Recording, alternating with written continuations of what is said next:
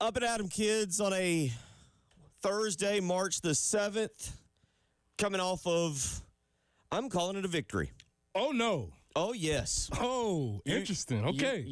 I said yesterday it was a win-win, that last night was going to be a win for South Carolina because we don't get that kind of basketball played here in Columbia in March on the men's side where it means something. And it's, in big picture, it's a little odd because as you text, I think right as I was saying it, I don't know whether you were listening or win or lose, pretty much everything was still there in front of him. Well, I think I've rephrased my saying because Dawn Staley, as she is apt to do, she's better at everything than the rest of us. We've been saying all of our goals are in front of us. But Dawn Staley says, all your attainable milestones are in your near future. What a poet. So yes, all the attainable milestones are still in this team's near future. Yesterday, I thought last night, and I wasn't there in person, I had something I had to do, so I called it on television, was not necessarily all about last night. It was about moving this program forward and making it consistent. Sustained success, as Lamont Paris has referred to it. And I thought last night, because you had recruits in the building, you had a chance to really kind of showcase South Carolina basketball under Lamont Paris. And Tennessee's good, man. Like, national championship good. I said that back in January. They are. Dalton Connect probably is my player of the year. Zach Edey's really good at Purdue, but I'd probably go Dalton Connect. But, Preston, I thought the better team won last night, but I thought for South Carolina, they showcased what this program can truly be under the leadership of Lamont Paris. I thought the fans and that building showcased what it can be as an intimidating environment with a little TLC. Need to give it a little tender loving care over there. It's a little old. I'll call it a charming. Win. I would not call that building charming. We're going to have to do the Zillow listing for the CLA. I would not call that building. A lot of character. Charming. Jen, we might need your assistance on this. How we're gonna list the CLA on Zillow. It really will. We'll make it very lovely. Great bones. Great bones. Nice, yes. It's got a great structure to start with. Mm-hmm. Tennessee's a good basketball team. They deserve the SEC outright regular season crown. South Carolina deserves all the flowers that you're willing to give them. They played hard last night. They gave it what they had to give it. Didn't quite shoot the ball like you'd like them to. But, Preston, I'm okay with last night. Now you move your attention to the SEC. You move your attention to Mississippi State. They move their attention to Mississippi State. We, the people who can look past Mississippi State, move it to the SEC tournament. We get to have fun. Yes. We get to have fun. They got to play a pesky little game against Mississippi State. They need to go win that. I want to see them break the regular season wins record. That would happen with this victory? Yes. Yeah, and you obviously every game you play you want to win and you want to be moving forward through the tournament and turning time with some momentum behind you. And I think that would be a disappointing loss if that were to happen. But yeah, they have to take care of one game at a time, blah, blah, blah, blah, blah. But Lamont understands and the rest of the team understand that they're gearing up for tourney time. Yeah, again, there is a goal in front of them. There's a reason, a big reason. Attainable milestones. Attainable milestones. That is a great milestone to go and win the most games in regular season history for the University of South Carolina basketball. But I thought it's everything you wanted last night to move this program forward, showcase it to recruits and say, hey, we can be a player in SEC basketball and on the national stage with Lamont Paris as our head coach. Yeah, I know it's an early morning, and so if anybody's listening, I would love to get your input in, but I definitely felt like the building popped on TV last night. I wasn't in the building. I was listening on the radio as I was driving, and then I got to TV, and I could see it on both different settings. You could hear the building popping, and it sounded as if it was a pretty raucous environment in there. It was incredible. Were you there? No. Just watching. But yeah, you really right? watching it, you just really got that feel. I thought the same thing. So if anybody's out there that I know it's pretty quick turnaround, but if you were out there in the building, please let us know how it was because it felt like it was rocking from TV. It definitely seemed that way. I was listening. I got stuck in a wreck. I was not in a wreck, but there was a huge wreck just down in between where Jen lives and where I live. And so I was stuck there for 20 minutes. I had to listen a lot on the radio. And yes, the vibe coming through the radio was absolutely phenomenal. I thought it even came across well on television. And again, I think there are some things that they can do there in this offseason, minor adjustments that could make that place reward Lamont Paris for what he's done, not just financially, but give him some stuff there. Dawn Staley does what she does, but give Lamont Paris and that basketball team some bells and whistles to showcase. Recruiting's a huge part of it. NIL, I get that, but South Carolina basketball last night, I thought, put forth an effort, especially in the second half. They were down 11. They could have gone away. Oh, easy. Tennessee could have put them to sleep quick. Easy. Last night, the big number, and we'll get into numbers coming up in the next segment, but this one's just, you throw it out there. Michi Johnson, 0 of 7 from three-point range. You typically need him making a few to win a game of that magnitude. A game like that where you were a little outmanned, you need him to make some three-pointers. Yeah, because if they dropped half of the shots they made, they would have won the game. I mean, it was that tight. Bill, I'm just not as confident in my basketball takes as I am in football. I did it again. Oh? I had a take. I didn't pull it. It's like I had the open shot. I didn't shoot it. I was ready to shoot the shot, Bill. The take was going to be, this is the closest 11-point game that I've watched all season. That was the take. At half? No, as the game was even progressing, even as the game progressed, not at halftime. At halftime it didn't feel as close, but there were a couple moments when, it got up to 11, and it never felt as if 11 was out of range. Even as the game got deeper into the second half, and you realized that we needed to score some points, it still felt, and I don't know whether that's just my confidence in this team, whether or not it's the confidence in Lamont or what it was, but even late in the game, I'll say it was like 6 minutes left. There might have been, it still was 11, and it felt as if something could happen, and I don't think that was wishful thinking. Yeah, I felt Tennessee had it. It just, Dalton Connect was on his A game last night, 9 of 23, 5 of 11 from three-point range. He's good. There was a particular three-pointer he hit kind of in the corner off of an inbounds play that I was just like, that's just tough to, and they're good. Tennessee's good. Tennessee can go win a national championship. This is going to be a lot of fun. This is going to be a great NCAA tournament, and guess what? This time we get to participate in it. We get to be a part of it. I too often I'm like, this is going to be a really fun NCAA tournament, and South Carolina's not a part of it, but they'll get to participate this year. And I think part of me was, of course, after the game, they're all, doing the pointing to the ring fingers and all that kind of stuff. And I just kind of wanted to yell out, you do know you still could have lost this game to a team that you probably shouldn't have been this close to, So, I was just trying to take some air out of their sails or something. Nah, give them all their air. That's a great team. South Carolina's got them once this year, got them on the road. They got South Carolina on the road. Maybe we'll get pull for round 3 in the SEC. Ooh, sports talk moment. I got it in round 3. I just figured out a hot take.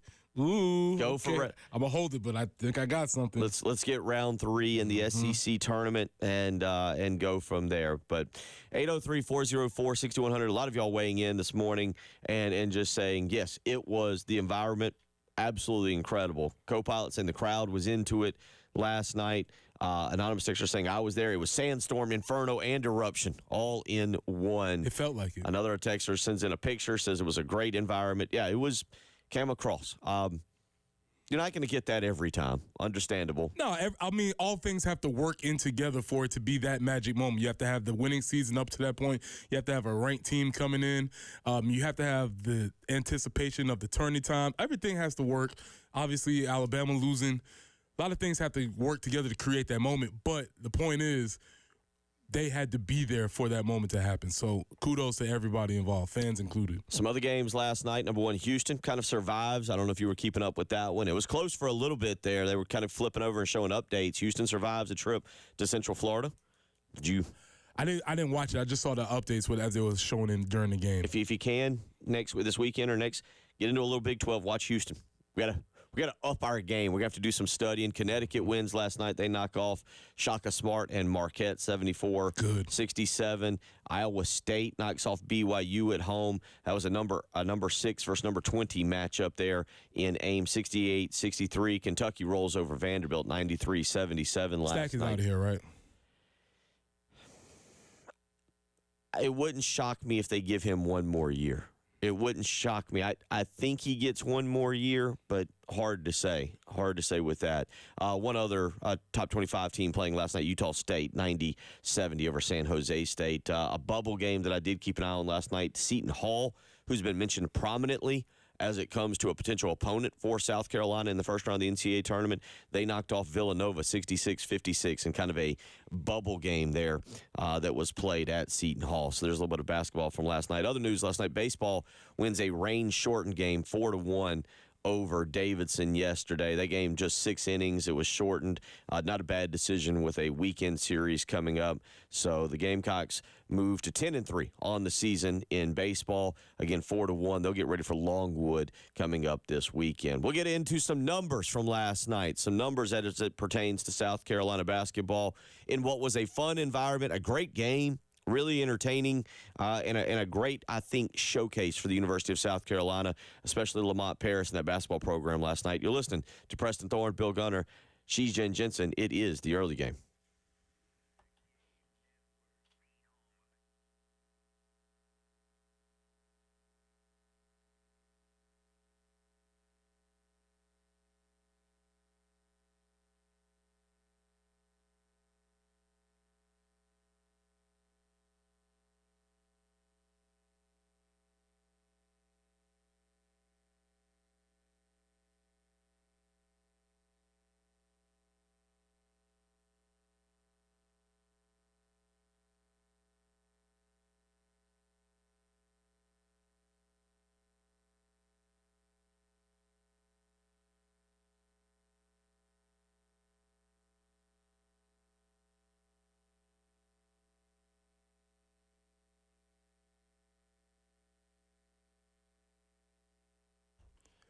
Preston here. Let me tell you about my friends at Absolute Glass, the premier glass company of the Midlands, offering auto, home, and business glass repair.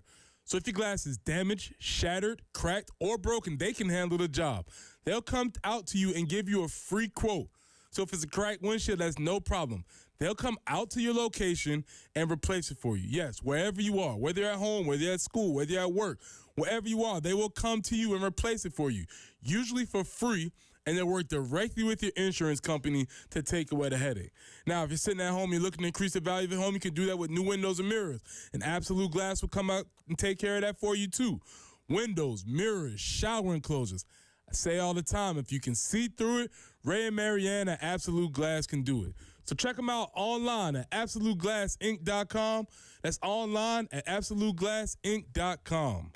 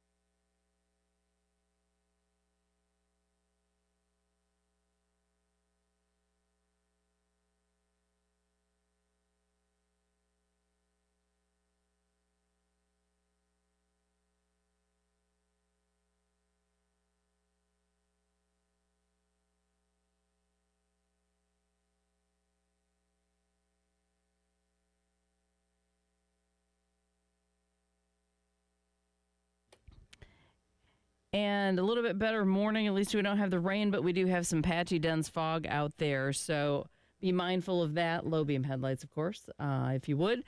In Lexington, Old Cherokee Road at Maxey Road, there is a report of an accident.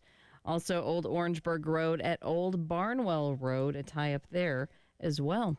Sunny and 73 today, some clouds tomorrow, 69. Then we get some rain and storms back on Saturday. High of 68, kind of stay in the upper 60s through Monday. But right now, again, that patchy dense fog and 57 right now on the early game.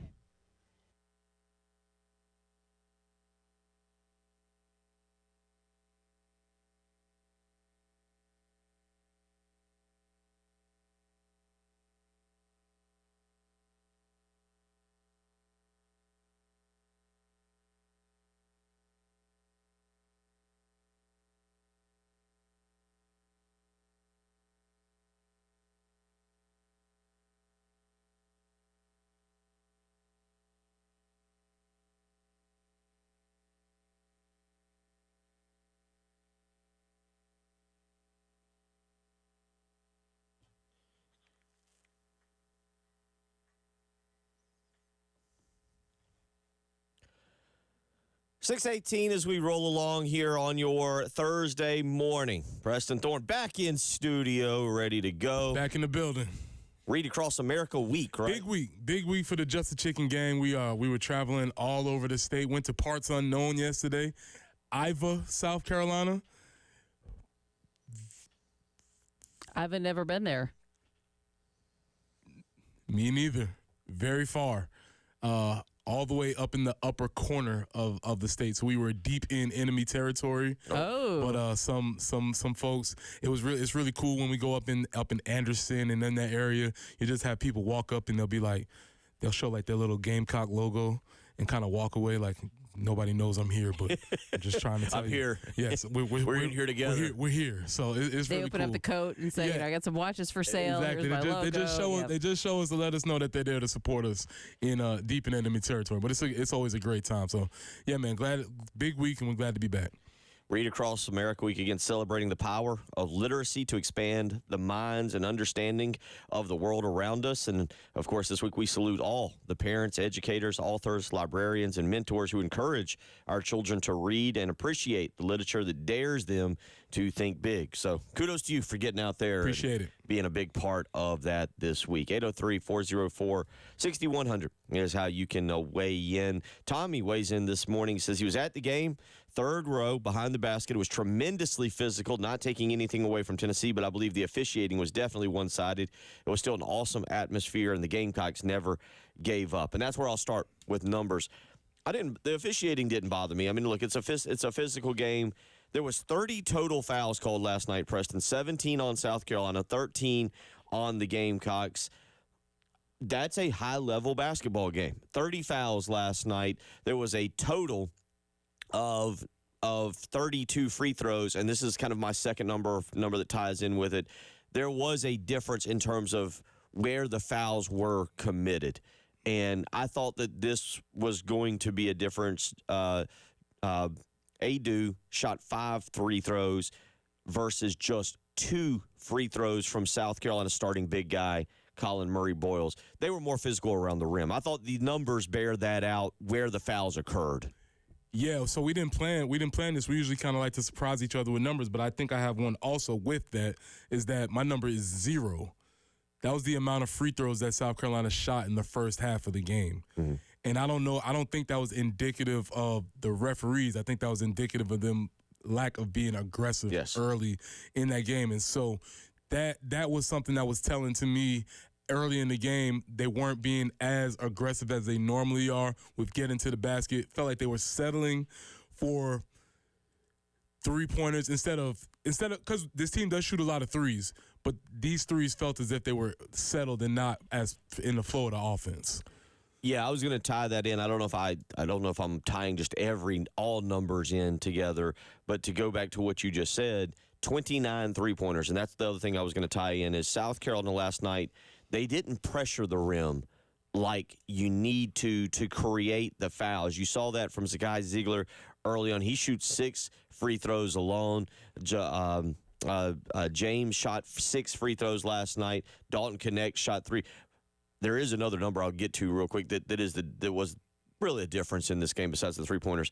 But those guys pressured the rim more often in the first half to kind of set the tone. And that also opened wide-open three-pointers for them, I thought, was it kind of tying into you. Pressuring the rim, getting to the bucket, putting guys in bad situations, and then being able to kick the ball out for open looks. Yeah, and that's, to me, that's the difference in that particular game, especially as I said earlier. It just felt like South Carolina played on their heels a little bit, and I don't know what that was exactly what's happening with that, but it felt as if they were playing on their heels a little bit. An interesting stat that they said early in the game, and we all just look for statistics to confirmation bias to let me know that I'm right. But South Carolina is amongst the leaders in the nation, and they said this on the TV broadcast. 13% of their two-point attempts get blocked. And they said that statistic when that stretch of period where they had 3 or 4 shots blocked in a row. And it just tied into the idea of, and it's not bad, but this team really only has 1 or 2 athletes that can get up and above the rim. So a lot of their game has to be played below the rim. And if they're not able to get open shots because they're not being aggressive, some of their games might grind to a halt because other teams have better athletes than this team.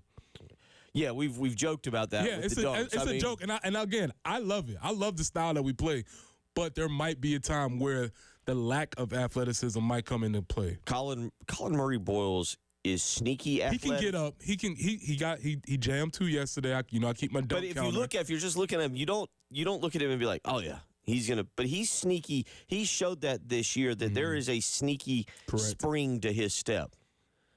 803-404-6100. I want to go back stat line because I talked a lot yesterday about Talon Cooper. He is the guy that has to make things go for South Carolina. Meechie Johnson has to make shots. You like him making shots, especially in this game. But, Preston, I want to go back to something we just talked about yesterday. Talon Cooper shoots 0 free throws. And this goes back to my attacking the rim thing. Versus point guard Zakai Ziegler, who shot 6 free throws. Talon Cooper shot 8 3-pointers of his 10 shots yesterday. That, to me, is your point guard. I love the way Cooper plays. I still think he's one of the best point guards I've seen come through South Carolina in the last 30 years. But that style last night was not what fit what you needed in that game. Cooper also last night had he played fine. It's not that Cooper played bad. He had 8 rebounds, but he only had 2 assists. 36 minutes and only 2 assists, and he's been the guy, he's been the catalyst for running that offense. His stat line as a whole last night, I think, is not what you want for South Carolina to be successful when there's no free throws taken, 8 3-pointers taken. He made 3, by the way, and just 2 assists. Agreed. So I'll counter it. I'll see your stat line, and I'll counter you really quickly. Jacoby Wright, 1 point. I mentioned at the Florida game that the Gamecocks were 10-0 anytime Jacoby Wright scores in double digits. He wasn't able to get it going. Was that because time was split a little bit with Miles Studi being back? I don't know. But I think that is a thing. If Jacoby Wright has his points going off the glass and off the bench, it seems to work in favor of him. So he didn't get it going. He had 1 point last night, and that might be a reason why things went the way they did. 803-404-6100. Again, you just look at the stat lines from last night and the particular numbers. By the way, one more to add to that. South Carolina, who's been averaging right at about 15 assists, just 11 last night. And again, 3 of those came from Jacoby Wright. 803-404-6100. Out to the Love Chevy phone lines we go. Jack wants to weigh in this morning on the game. Jack, how you doing? What's on your mind? Doing great, fellas. The game last night, it was awesome.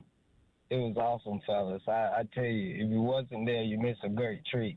Even though we didn't come out on the winning side, but it was lit up in there. Me and my family. It was my wife's first time going to the men's basketball. She always to the women, but I tell you, she was even. But it just only, to me, this is my opinion, consistency didn't play well with South Carolina last night.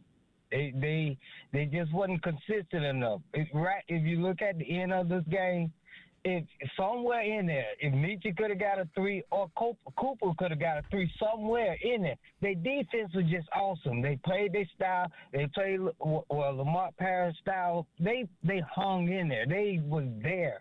It was a winning game, but it's just that consistency that we be missing at times. The key guys that put, even if you give one basket, it helps out a whole lot. So everybody, we just didn't get the shots like we wanted. They didn't take bad shots. They played good ball. I loved every minute of it. Man, I take my hats off to my Gamecocks, and we're not finished. We're not finished. We're going to make it. We're going to win a few in this tournament setting. You know, I just feel it. Just have to keep that consistency going. We'll be all right.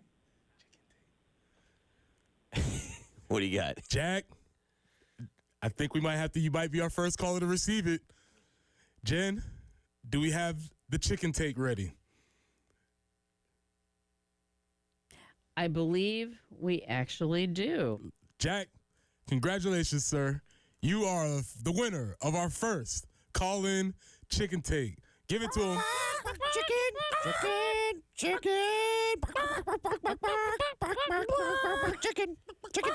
Chicken take. Jack, you were going strong, and you said we're gonna win, and we're gonna go to the, and then you pulled up short. So we're gonna give you a chance to recommend that, Jack. Where are we gonna end up? Where are we gonna see this team? I want to make it to the 4. Okay. I'm just setting. My thing is, I look at the full game. I look at the full game until the zeros fall. When the zeros fall, that because consistency, we got shooters off the bench, 5 starters. It just nobody was just like on having. Student came and done it in the beginning. We just didn't have the rest of them to give it at the right time. Inside that gym last night, the right time, man, it was lit in there. Yeah. When we brought that game back to 19, and when you came back in the second half, even though when you, just like I was saying earlier, when you was even down by 11 in Preston, like you said, it didn't feel like you was down by 11. Jack, appreciate the phone call. We have got to hit a break. Appreciate the energy there after the chicken take. You're listening to Preston There we Thorne, go. Bill Gunner, Sheech and Jensen. It's the early game.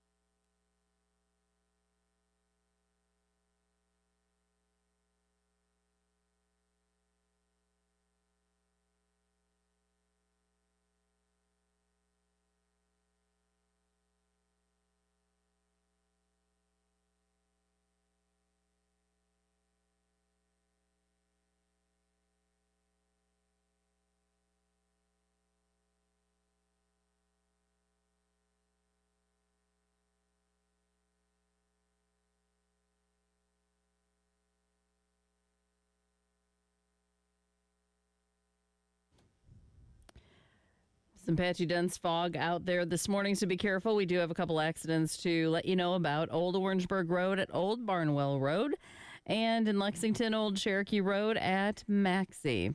73 today under mostly sunny skies. We will welcome that. There was quite a bit of rain yesterday. And tomorrow, some clouds, 69 for the high, 68 on Saturday with a mix of rain and storms, 67 on Sunday. Right now, though, it is cloudy. And again, there is some fog out there, so be careful. It's 57 on the early game.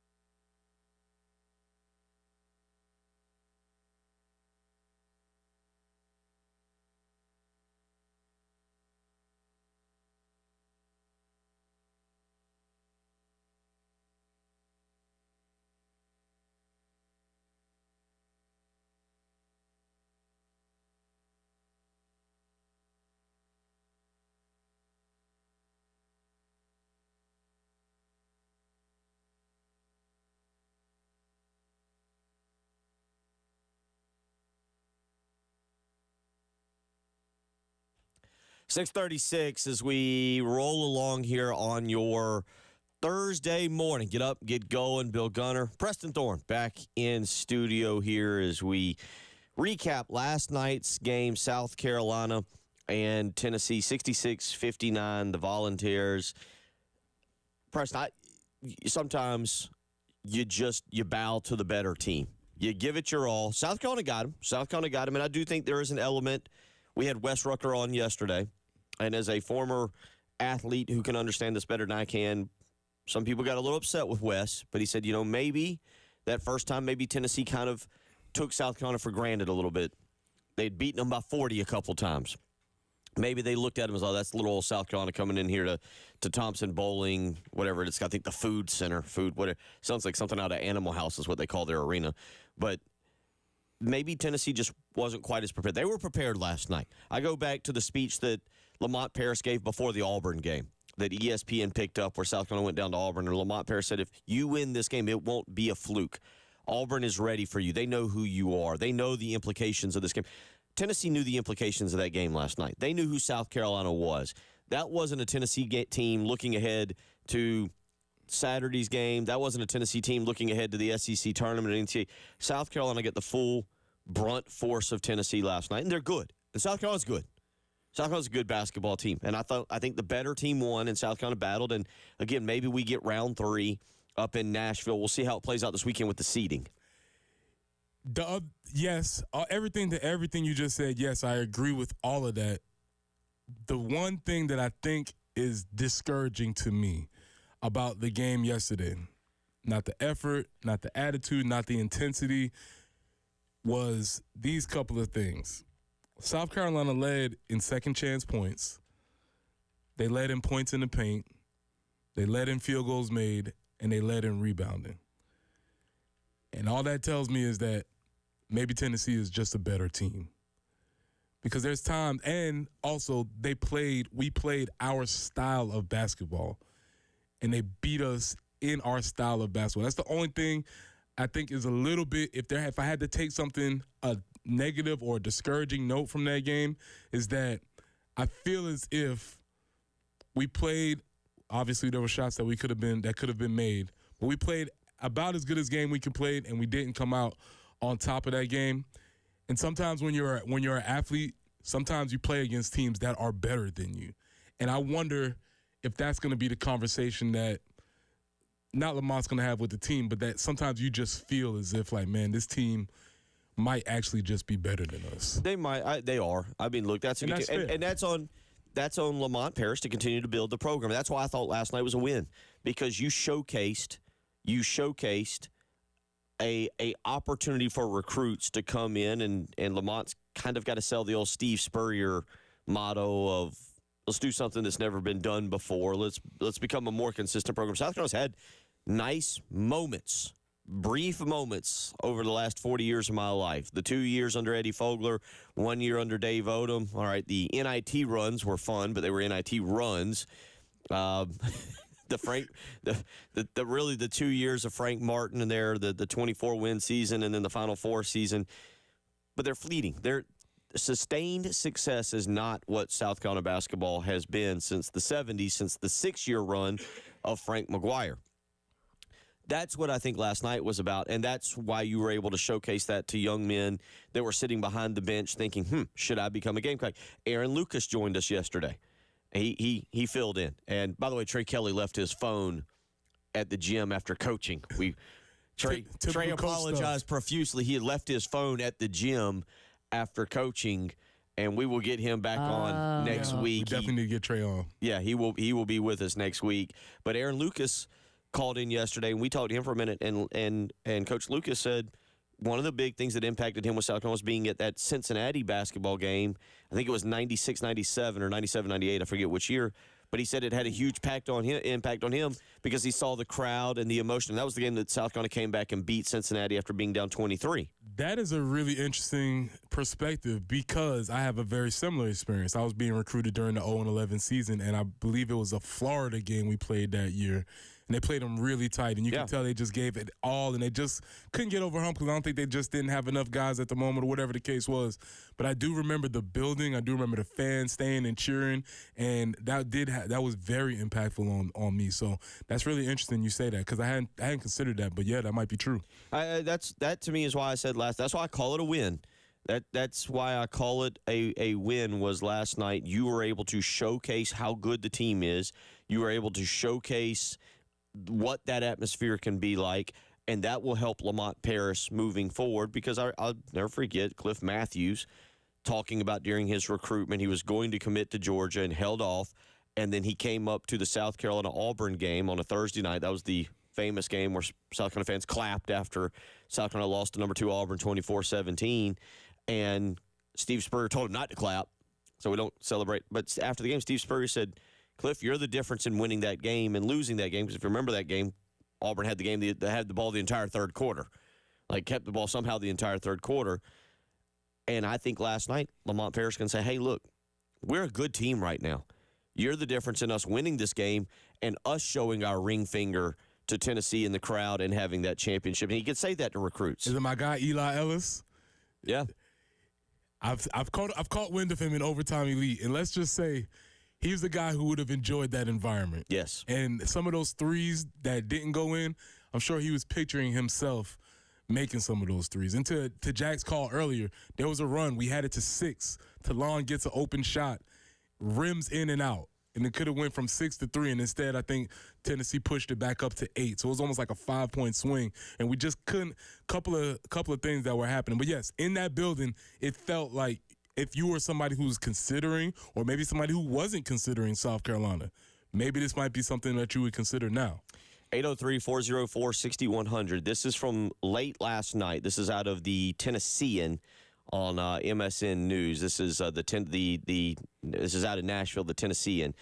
SEC basketball tournament 2024 bracket. If the regular season ended today, this is 6 hours ago, so midnight. So this is following Tennessee's win. South Carolina would be the 5 seed. What does that mean? So they would not get the double bye. Okay. All right. So this is according to the Tennessean. I Googled 2024 SEC tournament based on as of today. This is as of March 6th. This is as of last night. Tennessee would be the 1 seed. I don't know how they came to this, but I'm just going to read it to you. Tennessee would be the 1 seed. Kentucky is listed as the 2 seed. Auburn and Alabama, the 3-4. I understand that because South Carolina loses the tiebreakers. Those South Carolina is the 5. Florida's the 6. So South Carolina would play Friday against the winner of Game 1. Game 1 is Arkansas and Vanderbilt. That is how things stand going into the weekend right now. 803-404-6100. We'll get back out to the Love Chevy phone lines when we come back. Preston Thorne's back in the building this morning. We're back in the building. We're back. We're here. And I found a sport that I can definitely not participate in. I'll have to tell you about that as well. I don't know if you've seen what sport is taking place right now, but there was an incident that I'm pretty sure I could. Well, I'm not pretty sure. I definitely could not participate in this sport, even if I had thought I could. I'll tell you about that as well. 803-404-6100. It's the early game.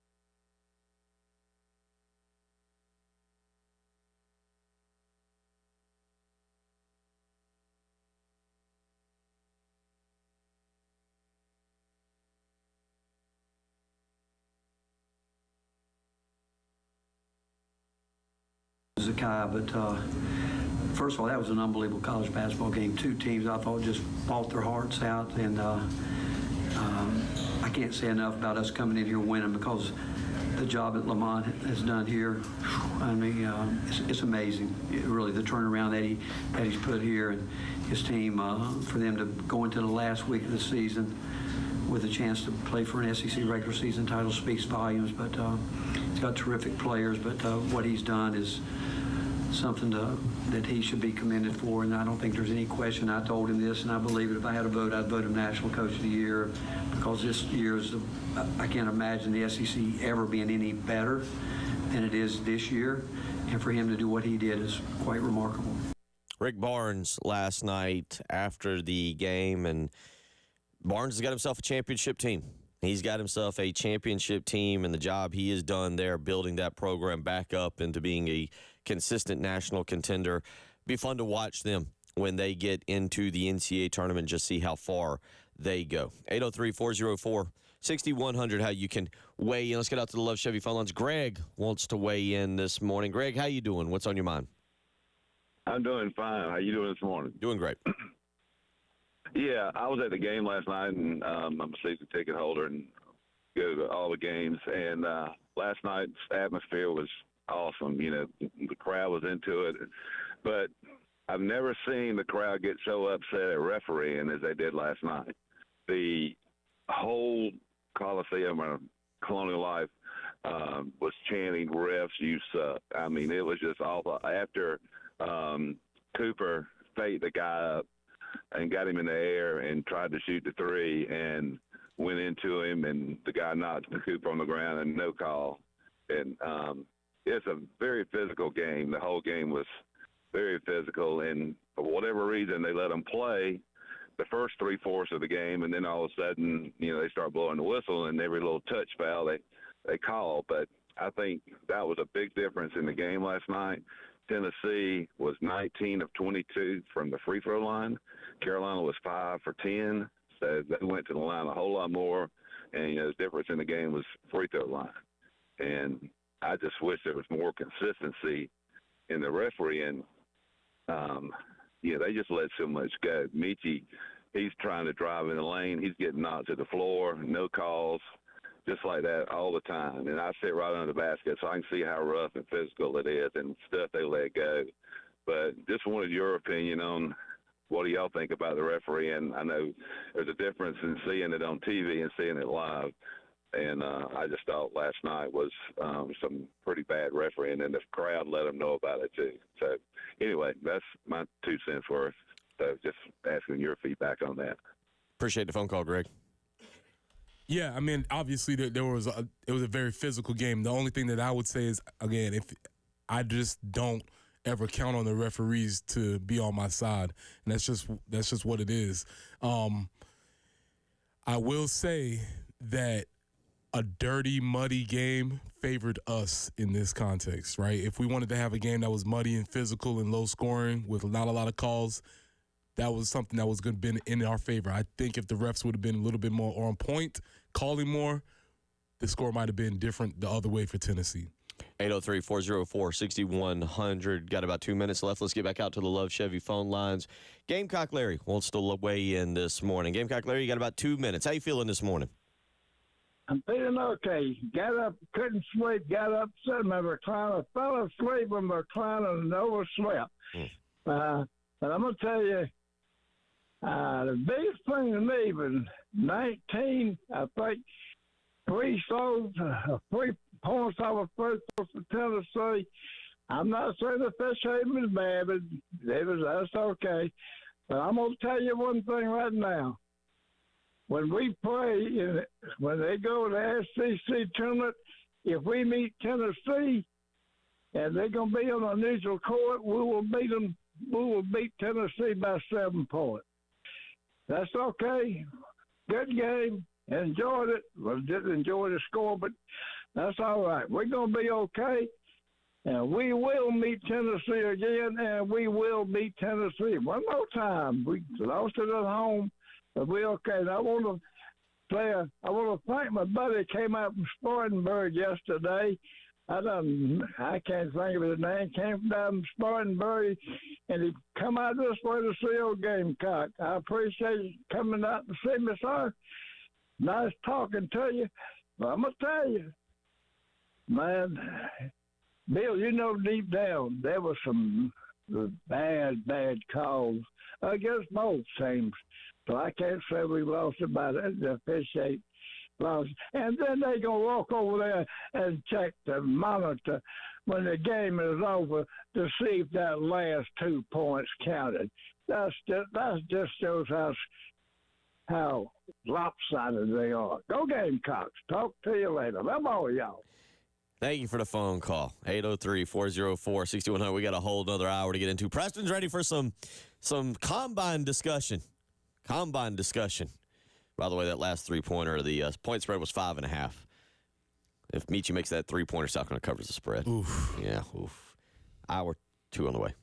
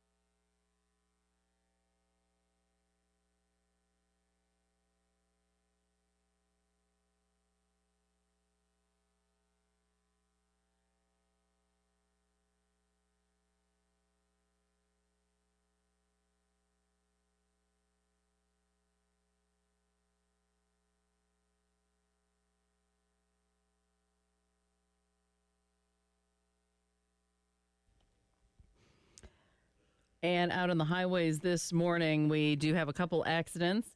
Old Orangeburg Road at Old Barnwell Road, they are working to get that cleared up. And Old Cherokee at Maxey Road in Lexington. Still a little bit of a slowdown there. 73 for the high today under mostly sunny skies. Some clouds and 69 tomorrow. Come Saturday, looking for a mix of rain and storms. A high of 68, 67, and 66 Sunday and Monday. Right now, though, some patchy dense fog. So caution out there with those low beam headlights. It's 57.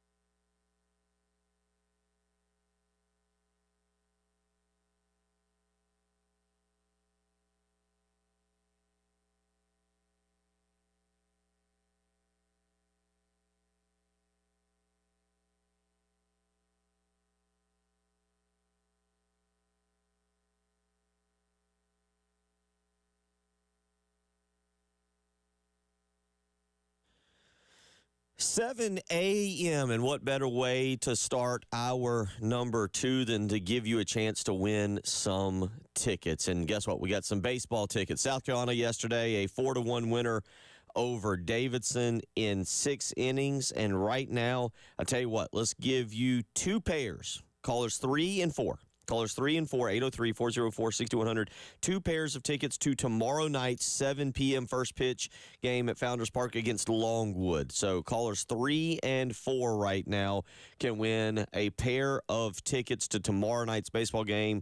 South Carolina, a 3-game series, Preston, before they take on Mississippi. They play Georgia State next Tuesday, but before they take on Ole Miss to start SEC play. So this is kind of the final baseball weekend that we kind of put on the back burner. I don't know what we learned. There's nothing they can do that you're like, wow, all right, impressive. You just kind of go, okay, all right, you're treading water until Mississippi rolls in. But right now, 803-404-6100. You haven't really had a chance just to comment on your overall thoughts of the 2-game series loss to Clemson. Big shoulder shrug. I don't know. I don't know what it means. My bigger question was technicality. Is 2 games a sweep? Yeah. That's the only question I really had. Okay. That's all I really wanted to know. If you lose counts, 2 games, is that a sweep? Is it a pending sweep if you don't get like? I just don't know. That's a good question. That's all I wanted to know. It's a good question. Yes, we lost 2 in a row, but was it a sweep? That was my only question. I guess I have said we're going to make an effort. And overall, it was awesome, outstanding baseball. But was it a sweep? It was outstanding baseball. And I get that people are upset about the hitting and some of the decisions. And when you lose close games like that, I totally get it. But I guess I've said we're going to try to do maybe like a Thursday at the end of the 6 o'clock hour, a Chop House segment on the Braves. Dude, just keep you updated. Okay. Little Braves segment. I can get back. Played some Ronald Acuna. Did you see what Ronald Acuna did, by the way? Yeah, don't do that. Please don't do that, Ronald. Please stop. We don't need you doing that. We don't need any jokes. We don't need any pranks. We understand you might be a jovial guy in the clubhouse. We don't need you pulling the tricks. Leave the tricks for the comedians. You didn't see he hobbled up to reporters on a baseball bat and then pulled a Willy Wonka? Yeah, pull the tricks for the comedians. We don't need that, sir. Speaking of the Braves, if you want to catch them today, a little spring training action, they will be on television later today, 1 o'clock today.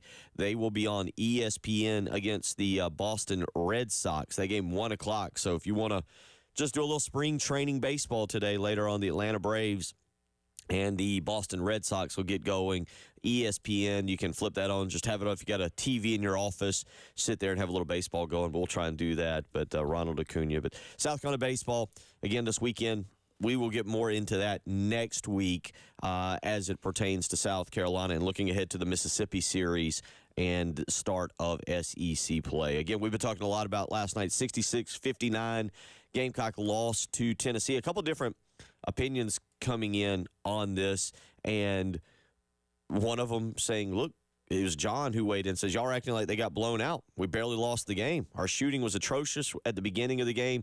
If we make 2 of those 3-pointers, we win. It was only a 7-point game because we had to start fouling at the end. It felt to me Tennessee had the game in control. I don't know how we've talked all season. One of the topics we've brought up constantly is when you felt comfortable South Carolina was going to win the ball game. If you have reversed that last night and you say, well, when did you feel that Tennessee had control of the game? It was around the 10-minute mark. South Carolina got it to 40-34. I kind of thought at that point maybe South Carolina could pull something off, and then Tennessee scored 6 straight points, by the way, and pushed the lead up to 46-34. And when they got back up by double digits at about the 10-minute mark, I just felt Tennessee had too much firepower. I think that was about the point. Dalton Knecht came off of a free throw line screen on an out-of-bounds play and hit a 3 in the corner. And I thought South Carolina was playing okay. They were playing good. That if they were playing an LSU or a Vanderbilt or somebody, that they would probably be winning. But against a team like Tennessee, I just thought South Carolina didn't quite have it, as people have said, wasn't shooting the ball well enough. So I'd say about the 10-minute mark, I was like, this is probably not going to be the night. Yeah, see, and as I was watching it, my feeling was that as long as the pace was slow and methodical and the scores were within the 40, I felt as if we had a chance. But you said when they started pushing the scores up, I felt like I just didn't think we were going to be able to get enough buckets that particular night to win the game. So, definitely don't feel – I didn't send the message because I'm a chicken, but I wanted to send the message and say, like, this feels like the closest 11-point spread that I've seen. Because it never felt – it just felt like we were in the margin to make a play. And there was a couple opportunities to make them. We just didn't make them. And I'm trying to think. I think it was about a minute 30 or about a minute 15 or somewhere right in there where South Carolina got it to 3 and had the chance. Michi made the layup, and then South Carolina fouled. And Jonas Adu made, I think, 1 free throw to put him up 4. So it's not that South Carolina – I'm just giving my perspective when it felt at that point, Tennessee, for me, at the 10-minute mark. Because – again, you got to be real. There are winners and losers. There's no more ties. Yeah. Two very good teams played each other last night at Colonial Life Arena, and in that contest, Tennessee just won the ball game. South Carolina, a lot of you are right. If South Carolina makes some threes, they shoot 29 threes. If South Carolina maybe attacks the basket a little bit more, shoots better threes, right? Or just connects on them. I think it's more the quality of the three-pointers, whereas as I talked about earlier, felt like they were settling for three-pointers. Some of them were contested. They were kind of step back or just laying around the line, whereas what we've seen all season is the drive and the kick out to an open or swinging the ball to an open guy. There wasn't a lot of that early. Later on, you saw them start to fall a little bit. Yeah.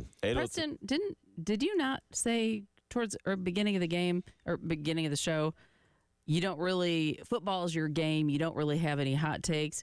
You're sounding like you got – I'm just watching. Here. You know, I have to consult my basketball community, and I consult Aaron Lucas, Kev Roche. You know, I'm bothering Kev like, what's actually happening here? And Kev's like, I'm trying to watch the game. You know, so I'm just consulting and trying to learn some things. Well, you're regurgitating things pretty well. You're learning. Yes, of course. Well, here's the thing. Observation from me personally. Watching basketball is so much more fun than watching football for me because I don't know what's going on. And so it's all magic to me. And so I'm just watching. I'm like, oh, that's awesome. Oh, woo. Everything's really spectacle. So it's just fun watching a good basketball team with South Carolina on it because I'm like, oh, man, I don't know what's happening. I was talking to my sister. She played basketball like in high school, and then she was a ref for a while. And so she understands the ins and outs, which I don't. I'm like, why, what, why? And she's like, well, because he was trying to draw a foul or this or that. I was like, okay, well, sorry. Yeah. But, but I do find it interesting because I don't understand all the inner work.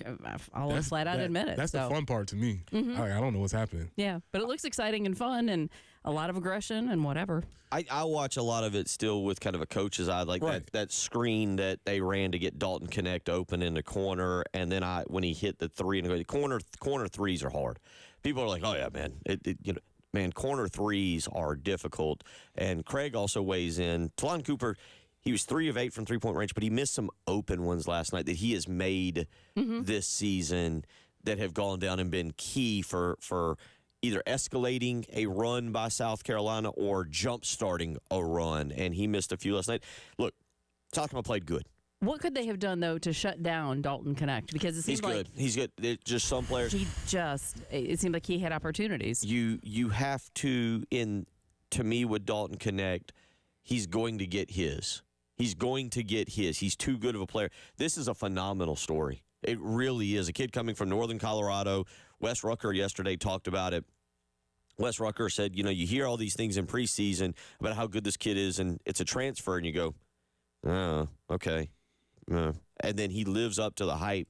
Dalton Connect is an incredible story because in basketball, more so than any other sport, I think we hear of the one and dones. Oh, you're going to play with the G League Ignite. You're going to jump the college game, and you're going to go straight to the pros.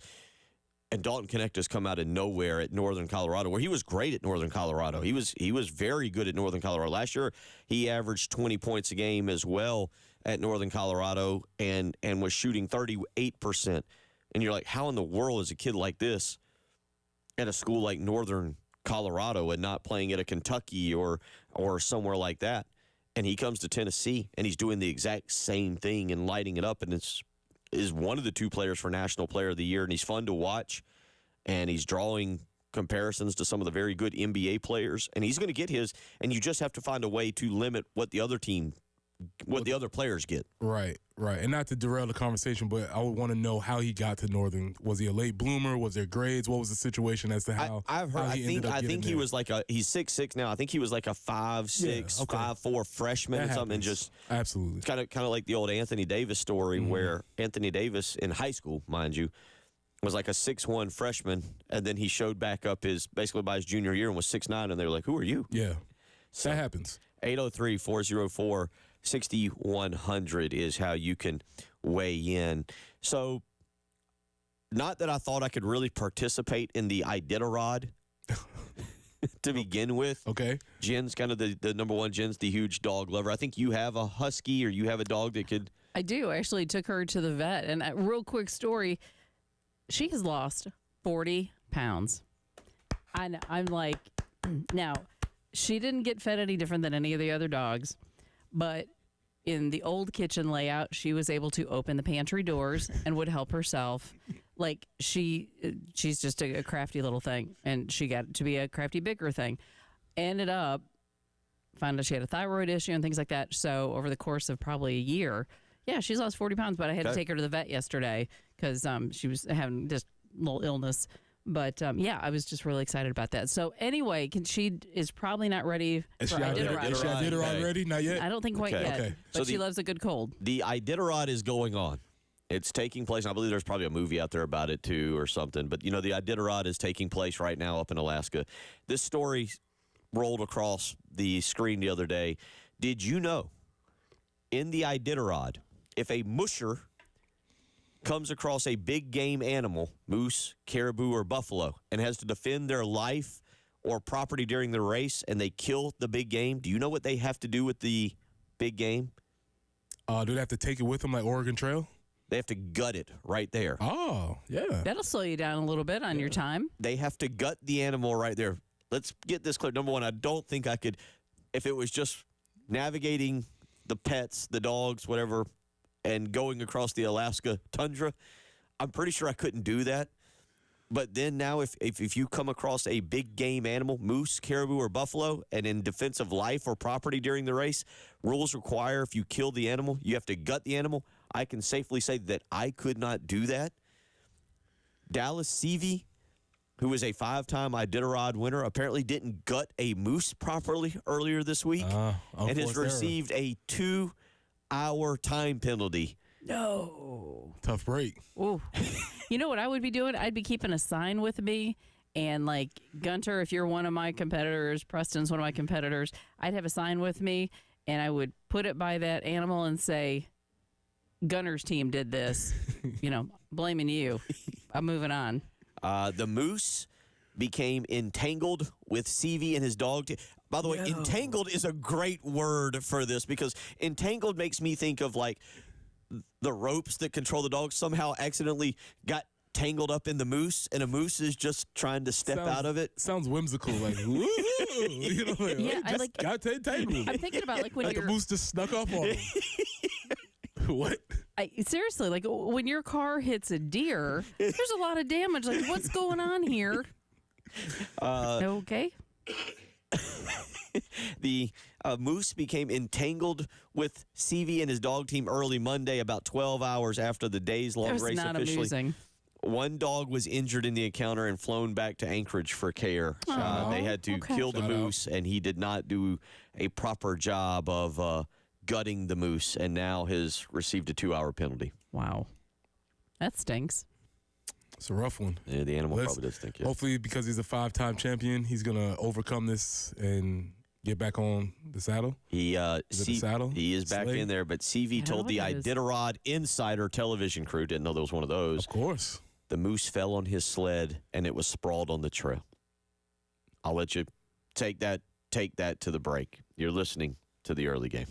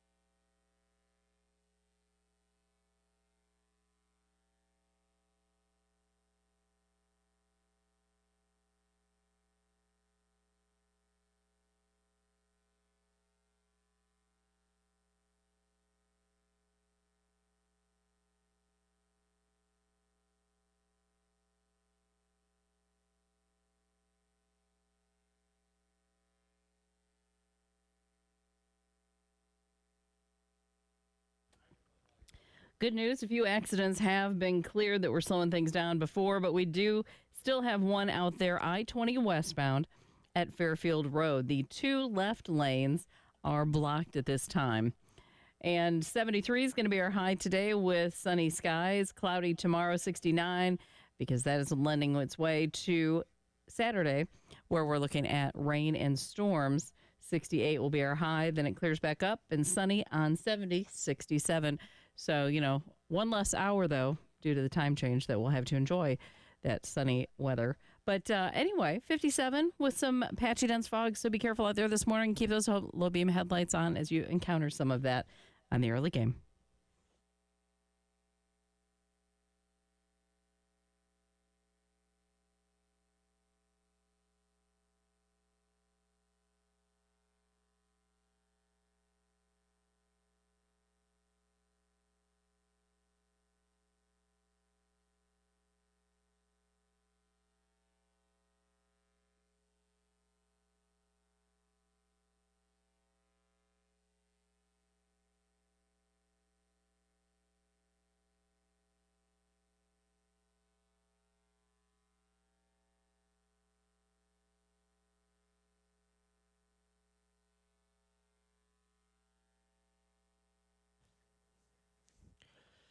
$7:21 as we get you up and get you going on a Thursday morning. The weather turning, it was awful yesterday. It was 2 absolutely inches of rain 2 inches. Is that from what the night before. Is that official rain gauge?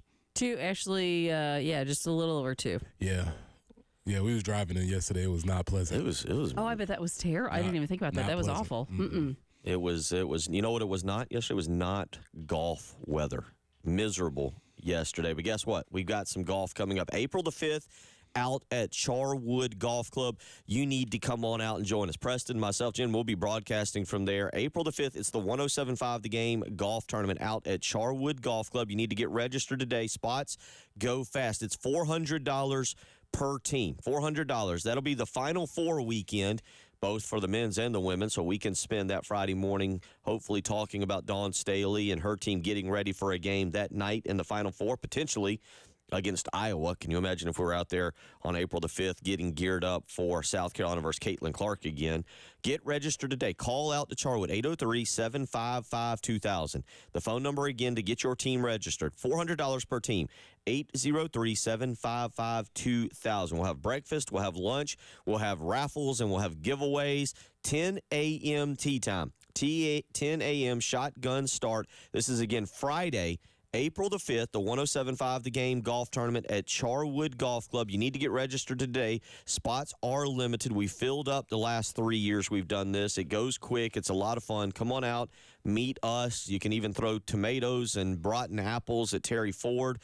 We have a blast out there at Charwood Golf Club. Our good friends Rock and Daniel Lucas setting us up, and you need to come and be a part of it. Hang out. Gamecock Larry has made an appearance before. So come on out. 107.5 The Game golf tournament, Charwood Golf Club, April the 5th. Again, we'll have breakfast, we'll have lunch, we'll have a mimosa bar set up by Saki's Wine and Spirits. Go ahead and get yourself registered. Call today, 803-755-2000. Again, that's 803-755-2000. Call Charwood today and sign up for the 107.5 The Game golf tournament. 10 a.m. tee time, April the 5th. That is a Friday right there at the Final Four weekend.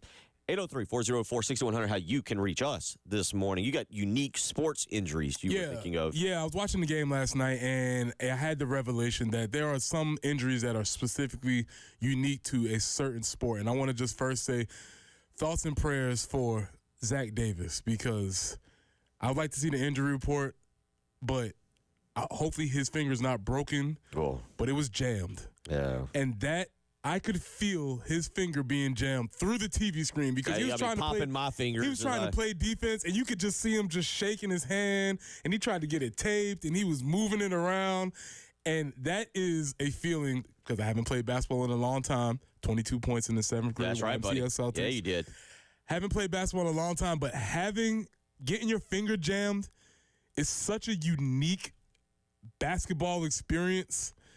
And it just got me to thinking about other unique sports injuries where you don't feel it. So I just had finger jammed, obviously, in basketball. So 803-404-6100. Unique sports injuries. Because injuries happen in all sports, but certain sports have specific injuries. And if you watch Zach last night, he was trying to fight through it, but he was very annoyed, and his finger was hurting. And I don't know whether he tried to stop a ball or whatever, but he couldn't. Look, I see Bill messing with your fingers now because it's a feeling that is so. It's just a unique pain that you have. It's annoying. It hurts. It hurts. It hurts, and it's annoying. And I yes, in my days did that. Now, I'll give you I don't know if I have told this story on air before. I feel like I have, but I might not have. And this is an injury that most people sustain, sprained ankles that occur more. They happen, obviously, in football, but in basketball. But I had a unique basketball-related sprained ankle story. The very first game I ever got to play varsity at Lexington High School, very first game. And I'm fired up. This had been something I'd wanted to do for a long time. It was something about wearing the jersey at Lexington and wanted to play varsity basketball. And I was 14 on a 13-man roster that my junior year, especially going into the first game. Wasn't going to play, but I'm fired up. I finally kind of accomplished big goal. And we're in the locker room we're in the locker room, not even on the court. Hadn't even made it out for warm-ups. And everybody's jumping around. You know how you are before you burst out of the paper and everything. And everybody's all fired up, and they're jumping around. And my role was to lead the team out. I'd have the basketball, and we'd come out, we'd run around the half court, and I'd throw the ball off the backboard. And so we're set to come out. We're in the locker room. We're kind of in a very small, rectangular, narrow hallway. We're jumping around. Everybody's getting fired up. And there are words I would like to use to describe myself that are not child appropriate at this point. But I put the basketball down on the ground, kind of in the corner, so I can jump around and be all fired up. And this is this great moment. And the ball kind of rolls. I jump and land on the basketball. Gotcha. And roll both ankles.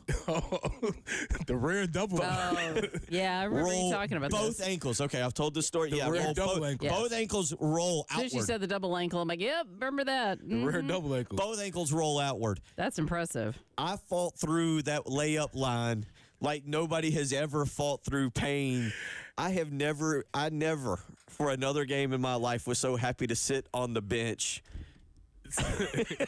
Again, every sport has injuries, but there are certain injuries that are only unique to specifics. I have a couple, but I want to see what people will say. So 803-404-6100. If you watched that game last night, Zach Davis was in a unique pain of he was just trying to shake his finger. He's looking to the side like, can I get it taped? Can I pull it? He's trying to play defense while his finger's hurting. So 803-404-6100, unique sports injuries. Tyler Head texted us, both of us here. He might have the ace of spades. Okay, what do you got? Because I've never experienced this, and he says not an injury per se, but cauliflower ear Wrestling is unique to wrestling combat sports and is very painful and doesn't go away. Yes. He's got probably the ace of spades on that. Does it get hurt or is it an infection? Or an inflammation? I'm not speaking out of terms. It's inflammation. I believe it's just from the skin rubbing up against each other so much. Okay. But also, if this is for anybody watching, if you see a man or woman with cauliflower ear, please don't bother them. Do not pick a fight with them. Do not mess with them. They are equipped with hands of danger, and they don't mind roughing. They don't mind roughing it up. So if you see somebody with cauliflower ear in the wild, leave them alone. In the wild? Yeah, just leave them alone because you don't want to mess with that person. Yes, great. Thank you, Tyler. Appreciate you. Tyler weighing in. That is a very unique sports industry. Cauliflower ear. Alex weighs in, says from baseball, there's a never-ending scab on your knees and elbows from sliding called strawberries. Got the strawberry. Somebody else says baseball God. strawberry. Strawberries are terrible. Yeah, it's just your skin gets all scaly. We had a gym that had carpeting in elementary school. And constantly had the rug burn type thing. Yeah, It was and terrible. the strawberry is unique because sometimes you can slide so perfectly and nothing happens, and then other times you slide and you're like, oof, that's going to hurt. Keep sending me. We'll read some of these. Couple y'all got some really good Thoughts and ones. prayers for Zach Davis's finger because, boy, he was in trouble. Man, no kidding. 803, this is making me queasy already. 803-404-6100. It's the early game.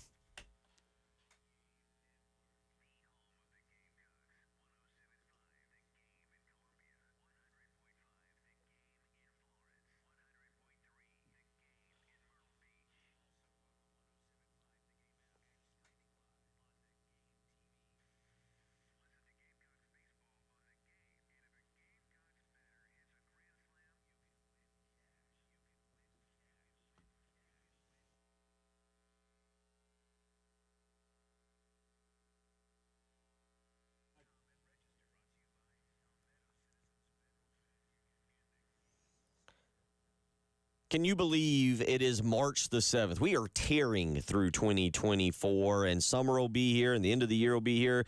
And one of those things that might be happening is a child leaving for college, or maybe you're downsized, whatever it is, and you're thinking about now what you're going to do with your home. You're thinking about buying a brand new one. Maybe the family's expanding. Maybe it's decreasing. But the first step you need to do is see what kind of interest rate you can get. And I've got just the man for you. He's a guru. He's a mortgage guru. Jacob Crowder with First Palmetto Bank. That's right. If the new year has you looking to buy or refinance, Jacob Crowder will get you taken care of. He's done it for me, and I personally recommend to give him a phone call today. 803-719-1005. First Palmetto Bank is locally owned and operated right here in the Midlands, so they have local decision makers, which means quick and precise underwriting. Find out today. Get a quote. 803-719-1005. Contact the mortgage guru, Jacob Crowder, with First Palmetto Bank.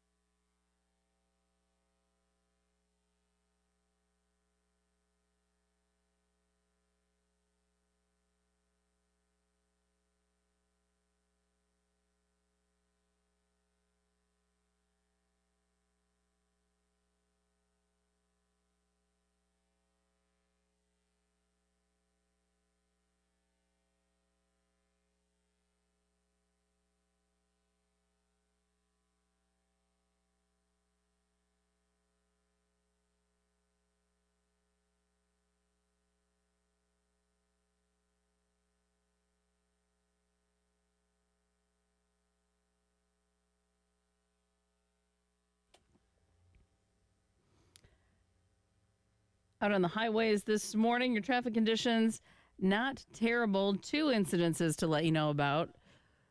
Fish Hatchery Road between Busby and Bachman Road. And then on I-20 westbound at Fairfield Road, the 2 left lanes are currently blocked. So there are some traffic snarls, but yesterday was really bad. So we're going to try to get through this morning and hopefully not have a repeat of yesterday. And No rain in the forecast for today or tomorrow. That's a good thing. Mostly sunny, 73 today. Clouds tomorrow, 69.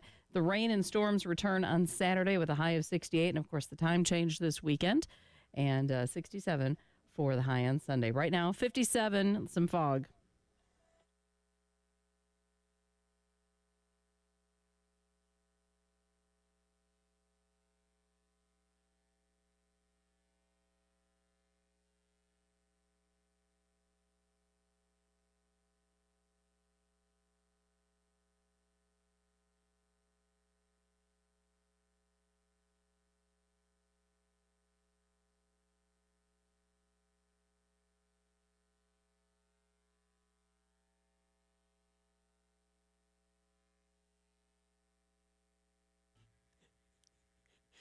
Playing a fast and loose game of how sick can we make Bill. I do not like hearing injuries. I do not have the stomach. My daughter laughs because if it involves blood, I once made, she's 14 now, and she had to be about 9, and we were kind of wrestling. We were at the beach, and we were kind of wrestling around, and she lunged at me, and I just tried to protect myself, so I put my arm up, and she hit my wrist bone, and it basically knocked a tooth out. Like it was dangling and blood was there. And I made her, the 9-year-old, go to the bathroom and remove it herself without me being there. I don't do injuries. I don't do graphic descriptions of injuries. Shout out to all my athletic trainers out there who just, like, all the athletic trainers I know, they all have like pictures of really gnarly injuries up in their offices. Oh, like really, wow. Bones sticking out of skin and all kinds of, just cool stuff. See, to me, you put your parent goggles on. It's like, okay, I'm focused on this. Later on, you can go, oh my gosh, I can't believe I dealt with that. But you deal with it because it's the parent thing to do. That particular weekend, I took the kids to the beach. This was 5 or 6 years ago. And the same thing, like she pulled a tooth out in the car as we're driving down. And I like looked in the rear view mirror and saw her doing this. I think she was like 9 or 10. And she pulled a tooth out. And I'm like driving down I-20, gagging like out the window. She's pulled a tooth out, blood. I don't know that you have much of a man card left, but whatever tatters of it you have, you need to hand over now. I don't do that well, at all. And so I'm reading some of these that are coming in, and JD says, I actually ripped my growth plate off my pelvis trying to beat out a throw to first, which led to 3 surgeries. Whoa, that's serious. Pretty rad. Several people are weighing in with football. The stinger in football is where it feels as if your arm is missing. Oh, yeah. Michael goes the infamous stinger or getting your bell rung. We didn't know it was a possible concussion. Oh, yeah, he just got his bell rung a little bit. Get him some water. This one is unique. A fastball to the melon in baseball. I wore one off of the helmet in practice as a high school freshman from a senior who was drafted by MLB but played baseball and basketball at Georgia Tech. It's Charlie. Yeah, hit by pitch is definitely a unique baseball injury that you probably have like an imprint on wherever it got hit on you. You wear that for a little while. My son, he was a goalie in lacrosse, and he too had lots of those welts on the legs and arms and things. Nice, cool stuff. That is true. That is a unique injury because that would, if you were in like middle school or like fifth, I'd say anywhere between 5th and like 11th grade, you'd show up and you'd just have a circular purple and blue bruise, and everybody's like, "Oh, you got beaned, huh? Yeah, beaned in practice. Who hit you?" Actually, right now I have 2. I have one on kind of the front of each of my shoulders. But that was from those suction cups, and somebody trying to work out the fascias and stuff like that. So I look right now like I've been in a really impressive baseball game. So again, it just reminded me. I was just watching Zach struggle last night. He was trying to pull the finger. Unique sports injuries, man, because every sport comes with a very special set of circumstances, which could be Bill's struggling over here. I just read one inside. I get it, a soccer injury, skin off of the bottom of the foot. There's a muscle involved that could be. I can't read that. Love it. Yeah. This is a very unique injury that now older people experience. Here's one older guy injury, older female injury. Oh, that's a whole nother category. When golfing, hitting the club head off the bone of the outside of your ankle. If you're just screwing around, that I could see that really hurting. It is not Been good. Mm-hmm. Not good. That's the older Because it's guy, unexpected, older right? person. You're not expecting to hit it, and it's just like, And you're normally doing something pretty dumb. yeah. You're normally doing something pretty. You're twirling the club. You've just hit a good shot. Yep. Yeah. These are great examples. 803-404-6100. We talked a lot of South Carolina, Tennessee basketball, 66-59. Tennessee, South Carolina last night, 66-59 victory for the Volunteers. I read this. I did get a text message in earlier in pertains because I read this is from the Tennessean updated last night. So I'm just reading it. It doesn't break it down or explain the tiebreakers, but this is from, again, the Tennessean, the newspaper in Nashville. It says, as of last night after the game, the basketball standings for the SEC would go for the tournament as is: Tennessee at 1, Kentucky at 2, Auburn 3, Alabama 4, South Carolina 5. I do not know how that breaks down with tiebreakers, because Kentucky would have the tiebreakers over Auburn and Alabama. Auburn, Alabama would have the tiebreakers over South Carolina. South Carolina would have the tiebreaker over Kentucky. I have no idea. I'm just reading you what is out there right now from the Tennessean after last night. Well, that's a great point, because it was leading me to my hot take, which we're not going to do right now. Let's put it on the back burner. Okay. But somebody said, do we want to see Tennessee a third time? And what I wonder is, who do we actually want to see? Is it Tennessee a third time because we kind of feel like them? Do we want to see Auburn again? No. Do we want to see Kentucky again? I don't know. I don't mind Kentucky. And so what I'm wondering, like, which one of these teams and whether it's based on matchups. We're not going to do that right now, but just keep that in the back burner as things start to heat up. Which team would you rather see again? I'm not going to answer that. I will give you an answer, but I'll say it's irrelevant because this is fun. It doesn't matter. I don't like what it's been 20 years. No, 30 years. 30 years. It's been a little over 30 years since South Carolina went to the SEC tournament without having to do anything to go to the NCAA tournament. We can watch the SEC tournament next week, which, again, we'll get going on Wednesday night. South Carolina, in this scenario, if this holds and no major upsets, if this holds, South Carolina would not play until Friday. And in this scenario, according to this bracket, they would play either the winner. They would play either the winner of it says actually listed as game 1. No, they would play Thursday. I'm sorry. They would play Thursday against the winner of game 1. So South Carolina would play Thursday against either Arkansas or Vanderbilt.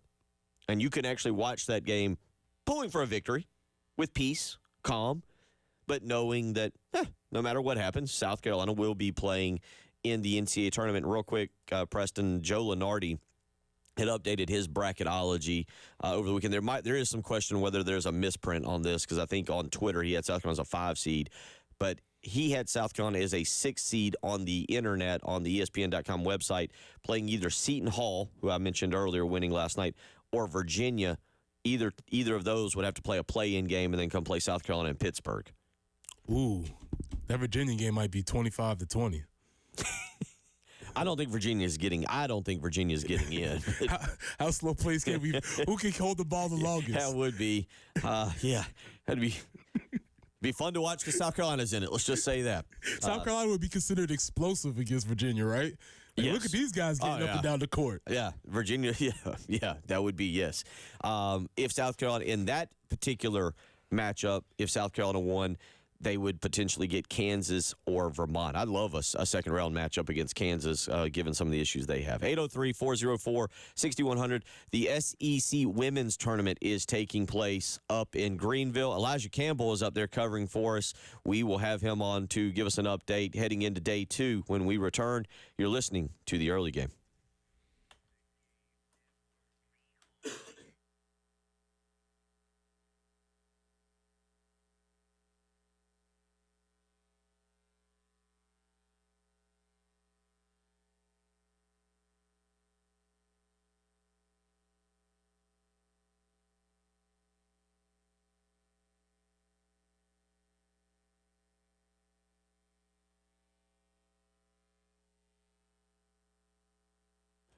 It is going to be much nicer today, but if you looked at the forecast, more rain is in the forecast for the next several days, and that leads to the question of how is your roof holding up? Are you having any leaks?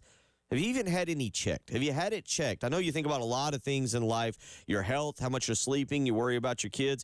But if you thought about your roof, you need to, and you need to contact Mid-State Roofing. For nearly 30 years, they've been the proven leader in the roofing and waterproofing industry. And right now, as spring is upon us, summer's coming up, those summer storms, you need to make sure you have leak detection and then leak prevention. And that's exactly what Mid-State Roofing will do. And they do it with a 24-hour-a-day, 7-day-a-week call center. You can call right now and speak with an on-call technician, 803-356-1919. Again, that's 803-356-1919. Think about your roof and protecting your investment. Call Mid-State Roofing today, because if you've got a leak, let Mid-State Roofing take a peek.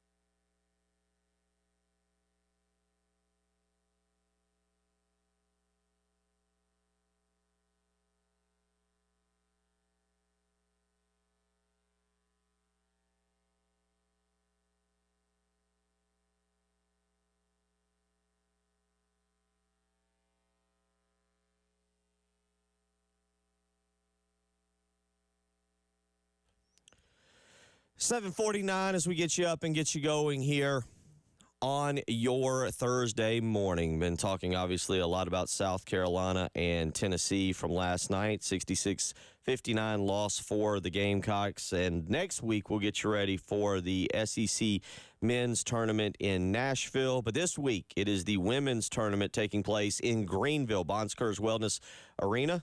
And right now, Elijah Campbell joining us. Gamecocks through the SEC Women's Tournament. Live from Greenville. Unbreakable, unstoppable, undefeated South Carolina. Sponsored by Cool Care Heating and Air. Don't miss your bank shot with your HVAC or plumbing. Check them out at coolcarehvac.com. Here's Elijah Campbell on the Game Network. Elijah Campbell up at Bon Secours Wellness Arena at 7:50 a.m. We had to get special permission for him to go in there. He's sitting all by himself on the front row of Press Road. Nobody's in there, just maybe a janitor or two sweeping up. Elijah Campbell, day 2 up there. How are you doing? How are you holding up so far? I'm great, Bill, and I'm glad that you assumed that I had permission to be here right now. I'm glad you made the assumption. It's true. That's what we'll tell everybody. Maybe just snuck in through one of the air vents and is just sitting there patiently waiting for everybody to arrive. The key to sneaking in anywhere is just acting like you know where you are. Just acting like you belong. Stay cool, stay cool, stay cool. That's all you got to do. You trick a lot of people by blending in. Just walk with authority, and a lot of times people will let you in places. It's true. That's a good point. All right. Give us the lowdown for people that were not paying attention yesterday. Give us the breakdown. How did it go up there yesterday? So Kentucky ended up taking down Georgia in the first game. Georgia got about a 10-4 lead to start, and Kentucky took a 17-4 run into the second quarter and then babysat that thing for the rest of the game.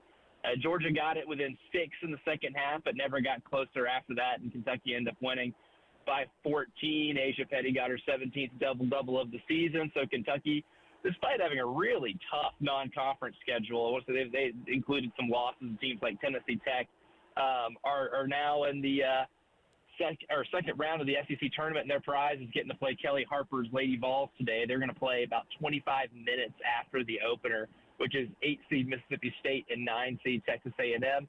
And then the second part of the doubleheader yesterday, Florida beat 14th-seeded Missouri. Missouri is now, in terms of men's and women's basketball, like a week away from getting put out of their misery.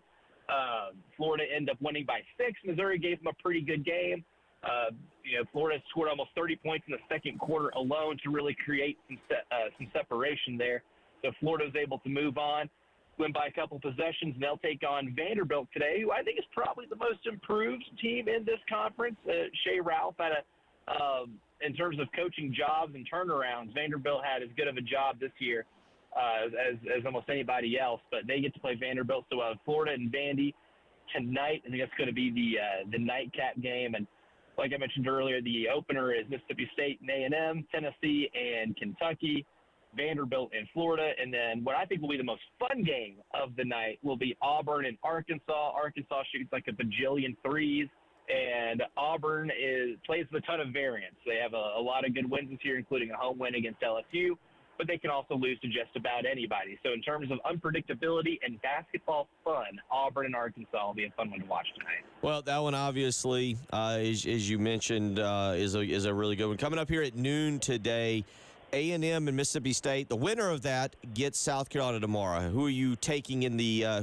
what do you expect out of that game, and who do you think wins that ball game? Texas A&M and Mississippi State. I want to say Mississippi State. These two teams are really hard to predict. Obviously, we're talking about teams that play with variance. If these teams didn't play with variance, they wouldn't be squarely on the bubble. So if we want to have a nomination for the desperation game of the day, it's this one right here, because these teams need this win and they need the opportunity to play South Carolina in the second round. I still think Mississippi State wins.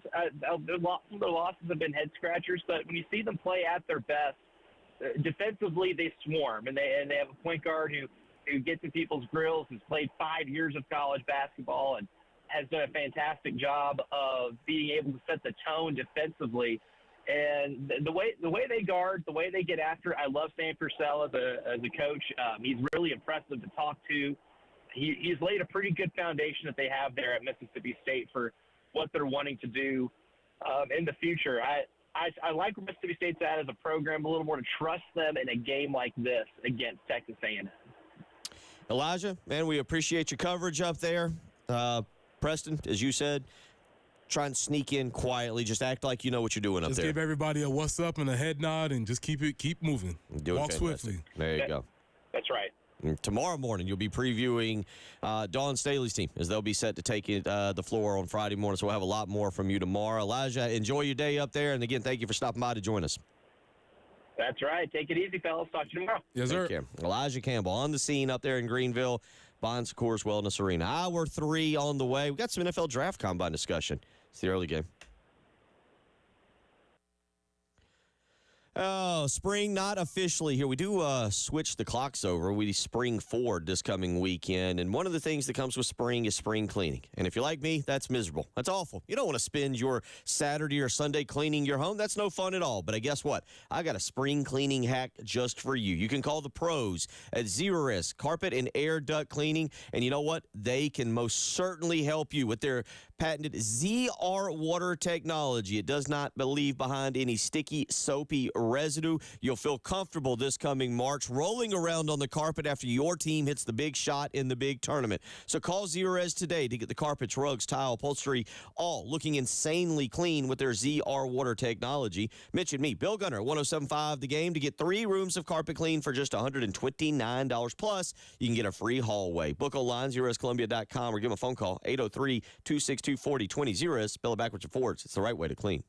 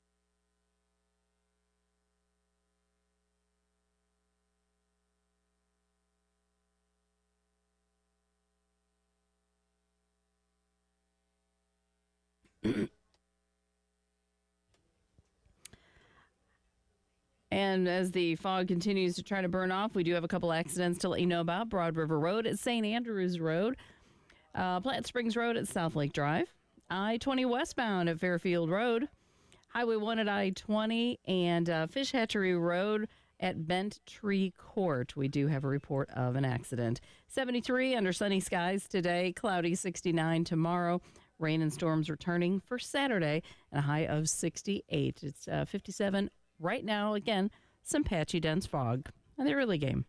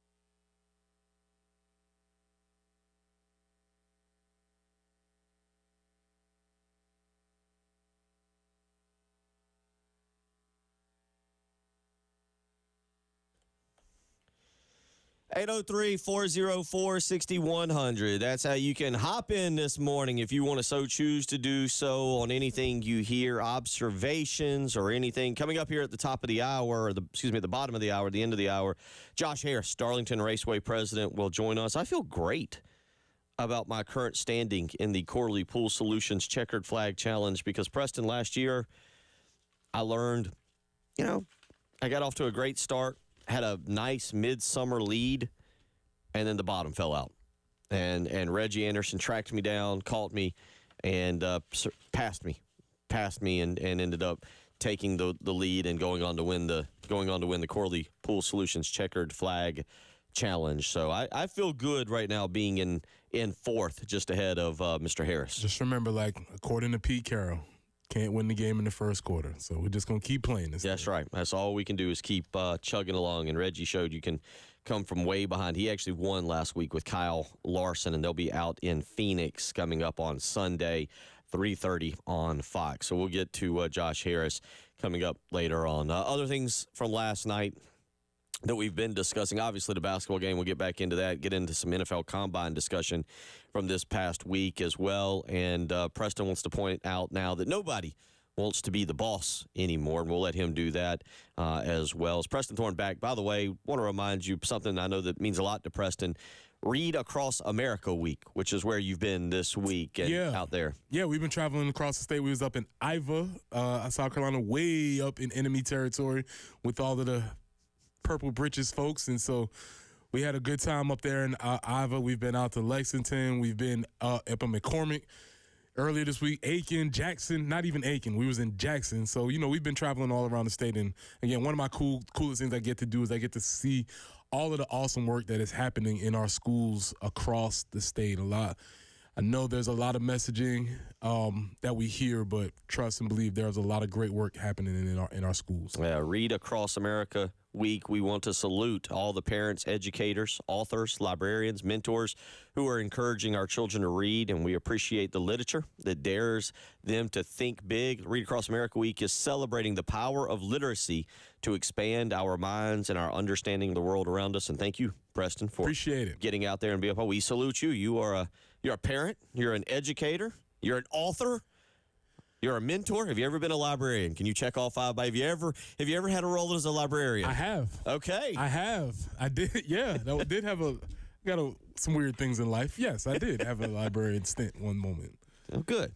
So Preston checks all of those boxes. But again, salute out there to the parents, the educators, authors, librarians, mentors who encourage our children to read. Last night, 66-59, Tennessee knocks off South Carolina. Preston, I've covered it. The overriding take, Preston, is South Carolina could have won that game. They could have won that game. But I think both of us feel that the better team won that football game. All right, but football. I'm trying to think of a football game you could compare it to. That's why I said football, but won that basketball game. Yeah, and I think you used the right word. They could have won that game, but I don't think you should be leaving the game thinking they should have won that game. Whereas LSU game that we lost, we should have won that game. Tennessee, LSU, Georgia, and Clemson. I put those in the should have won. Yes, right. There's a slight difference between games that you should have won and games that you could have won. They could have won this game against Tennessee. Obviously, there was a tremendous amount of effort. They played hard. They played through the end. They fought as hard as they could. They just didn't execute in certain big moments, which happens against a team who I think categorically is probably better and more talented than this team. That has no bearing on whether or not they will win on a day-to-day basis, but I think the better team won last night. A lot of people weighing in on the refereeing. I don't think look, that was a physical game. And again, it was a very physical game, and I think that leaned towards us. We wanted to muddy that game up. And look, I'm not saying that every call was right. There are ones that certainly, in a physical game, in a contest like that, yes, there are missed calls. However, I think South Carolina did not do themselves any favors. They were passive early on, shooting three-pointers, 8 of 29. We know this team is reliant upon the three-pointer. 29 threes last night. Talon Cooper, 3 of 8. Michi Johnson, 0 of 7. Zach Davis, 1 of 5, if you want to narrow it down to 3 particular guys. B.J. Mack was 2 of 4 last night. But that, to me, you've got to be more aggressive. Talon Cooper took 10 shots last night, 8 of which are from three-point range. Michi, had no problem shooting. 19 shots last night, 7 of which from three-point range. There was one possession where you got the full Michi Johnson experience. I think it was about 3 minutes left to go in the game. He launched the logo 3 early in the shot clock, and it was like, Michi, what are you doing? Then he gets the rebound, drives to the basket aggressive, and lays it up and brings it with 2. It was like, that's what I'm talking about, Michi. It was the whole experience. In about 10 seconds, it was like, if you want to see who Michi is as a player, that was him. Am I the only one? There are possessions you can just tell Michi's going to shoot. It doesn't matter. I mean, there are just years of coaching basketball, being around the sport. You just recognize that dude has decided, and I don't mean Michi. I mean, some of y'all probably watch. Like, that dude has decided this possession will be his. Like, it is time to get a shot off. And Michi, there are times I can just look at him when he gets the ball, and I'm like, nope. It's going up. It doesn't matter if there's 4 dudes underneath the rim that are wide open. Michi's letting go from somewhere. Yeah, and to that point, last night they needed him to be. They needed that aggression because nobody either was willing to or simply could not get to the hoop the way he was last night. I always the term athletic. Let me take it back. I don't think it was willing to. I think there was just some reasons why they just weren't getting to the hoop. The term sometimes when we talk about athletes, and we've talked about this basketball team being athletic and how athletic are they. And sometimes this is how I do it. And you can tell me I'm completely wrong. This is an awful, awful way of doing it. I will sometimes look at it and go, okay, which one of those guys could go out and play on a football field? And that's interesting. To quite frankly look at it, Michi's the only one out of that group that I'm like, yes, he could go play football. You know, like if you think back, like nothing against BJ Mack, but I'm not real sure I'm not sure what he would do. Josh Gray's a big, tall, strong, physical guy. 7-footers, though, like, Zach Davis, I feel like, would be snapped in half. And Zach Davis is athletic. Like Zach Davis is, so there's a difference there. But I always think back, we had that discussion with Aaron Lucas about how there was discussion of maybe going to play. I know there was even discussions at times about Devin Downey because of his athleticism going and play. Michael Carrera, a lot of people looked at him and was like, man, can you imagine him as a tight end, as how big and physical? But going to your point, when you play teams like Tennessee or Auburn, Michi's really the only one who can create his own shot and get into the lane and create things. And that's why sometimes I get a little frustrated with him settling for the three-pointer a little bit too much. Yeah, because he's the one who has the tools to be able to dribble the ball, go up, make a contested basket, and that's not the skill set of the rest of the team. And when you need to have somebody be aggressive, he did it, and when he did it, it was successful. He just didn't do it enough. And like I said, you had the whole Michi experience in that one possession. I thought that was really interesting. Other college basketball last night, now it's time for us to start just keeping an eye out there. Maybe you want to do this weekend, you want to do a little scouting, and I don't just mean maybe, I'm talking about just top teams. Last night, Houston goes on the road to Central Florida. They win 67-59. Connecticut, number 2 in the country and really good. They go on the road to Marquette and win 74-67. Actually, last night, in terms of anomaly of what college basketball has been, where top teams go on the road and fall, 1, 2, and 4 go into, especially Connecticut and Tennessee, go into hostile environments. Connecticut go into Marquette. Tennessee coming to South Carolina, go on and kind of uphold their ranking and what they're expected to be. Houston goes on the road and wins. BYU goes to Iowa State. Number 20 BYU last night goes on the road to Iowa State. Iowa State holds on for the victory, 68-63. Iowa State, number 6 in the country. Kentucky thumps Vanderbilt last night, 93-77. And just the other ranked team playing last night, Utah State, 90-70. And I just threw this game out there because, again, they're showing up on a lot of kind of in South Carolina's range in terms of maybe a first-round opponent.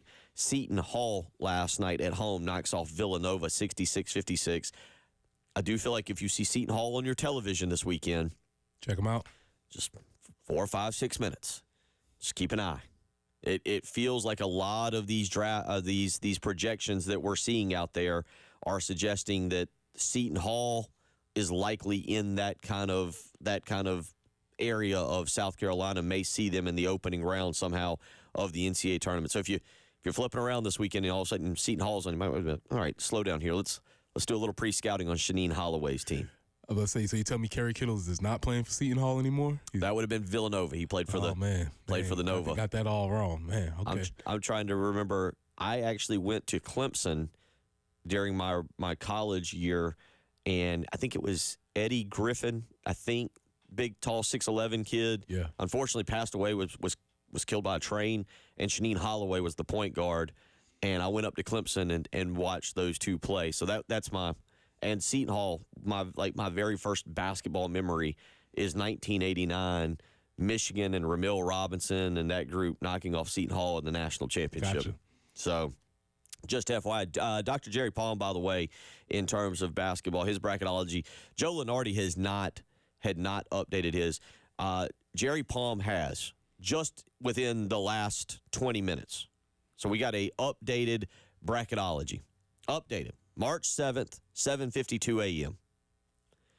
Dr. Jerry Palm, CBS, has South Carolina as a 5 seed taking on Samford, the 12 seed, in the East Regional with a potential second-round game against former South Carolina assistant coach Brad Underwood in Illinois in the second round. Okay. You would have keep my eye on. You would have Connecticut as the 1 seed in that region. You would have North Carolina as the 2 seed and Kansas as the 3 seed. For you Clemson fans out there wondering, he does have Clemson as a 6 seed in the West Regional taking on a play-in game. He does not say which. He's got Clemson playing either Colorado or Seton Hall in the first round, Colorado Seton Hall in that play-in game. So, again, South Carolina's kind of lining up right now, Preston, for that 5-6 seed, where if they get the 5 seed, would you rather be the 6 seed and get the play-in game, or would you rather be the 5 seed in that dreaded 12-5 upset game? No, we're not doing no play-in games. Okay, we don't want the play-in team. All right, so there you go. So that is the most recently updated by Jerry Palm of CBS Sports. He has South Carolina. Again, that's just coming out about 20 minutes ago. He has South Carolina as the 5 seed. This is fun because, you know what, nobody ever cares, but I have to do this year. His 4 number 1 seeds, Purdue, Connecticut, Tennessee, and Houston. Okay. So, I mean, if you don't take anything else, we went blow for blow with somebody who's going to be seeded number 1, which a lot of people think they have the capabilities to go to the Natty. That's something to take umbrage with. I'm slowly wrapping my head around this South Carolina team. They're good enough.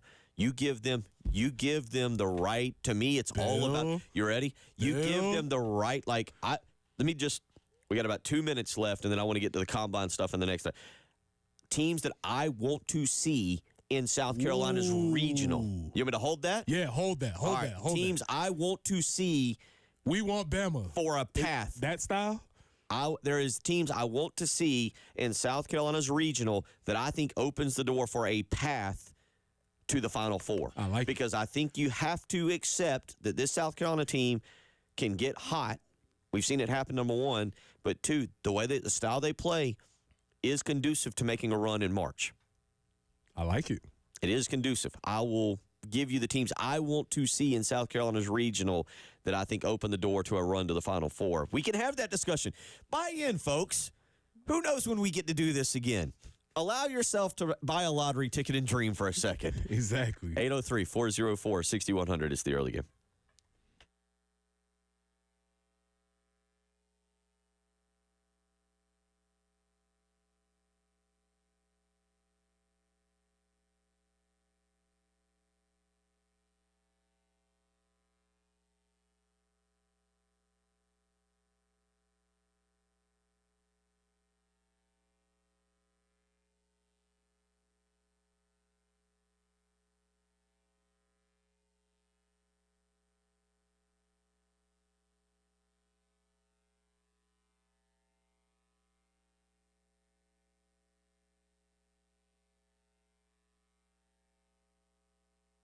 Supposed to be 73 today. All right, and I know probably that backyard pool, still a little chilly. Probably not the day to go home and jump in it and relax, but you know what?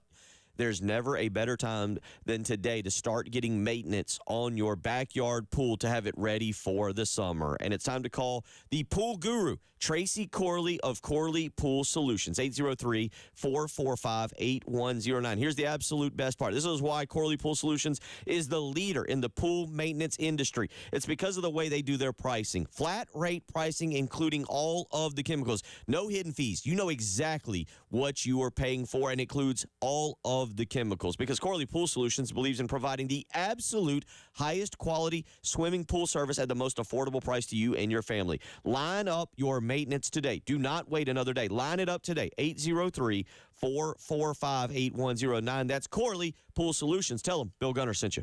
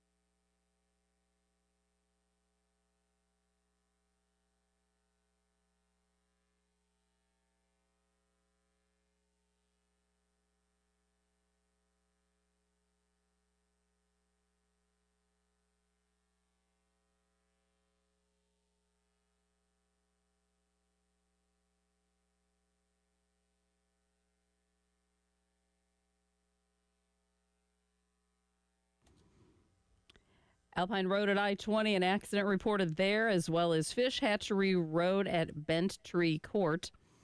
Highway 1 at I-20. Also I-20 westbound at Alpine Road, as we mentioned before, that slow down there. Platte Springs Road at South Lake Drive.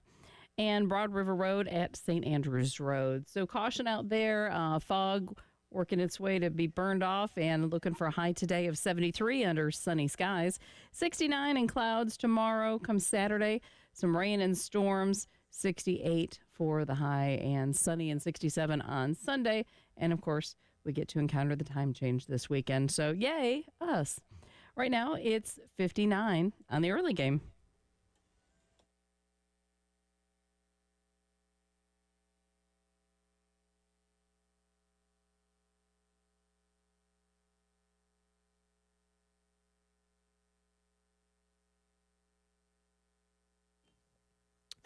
$8:20 as we get you up and get you going. Reminder, coming up April 5th, you need to sign up for the 107.5 The Game Spring Golf Tournament. 10 a.m. tee time, April the 5th. That's a Friday, Final Four weekend. We want to see you out at Charwood Golf Club. We'll have a mimosa bar sponsored by Saki's Wine and Spirits. We'll have breakfast. We'll have lunch.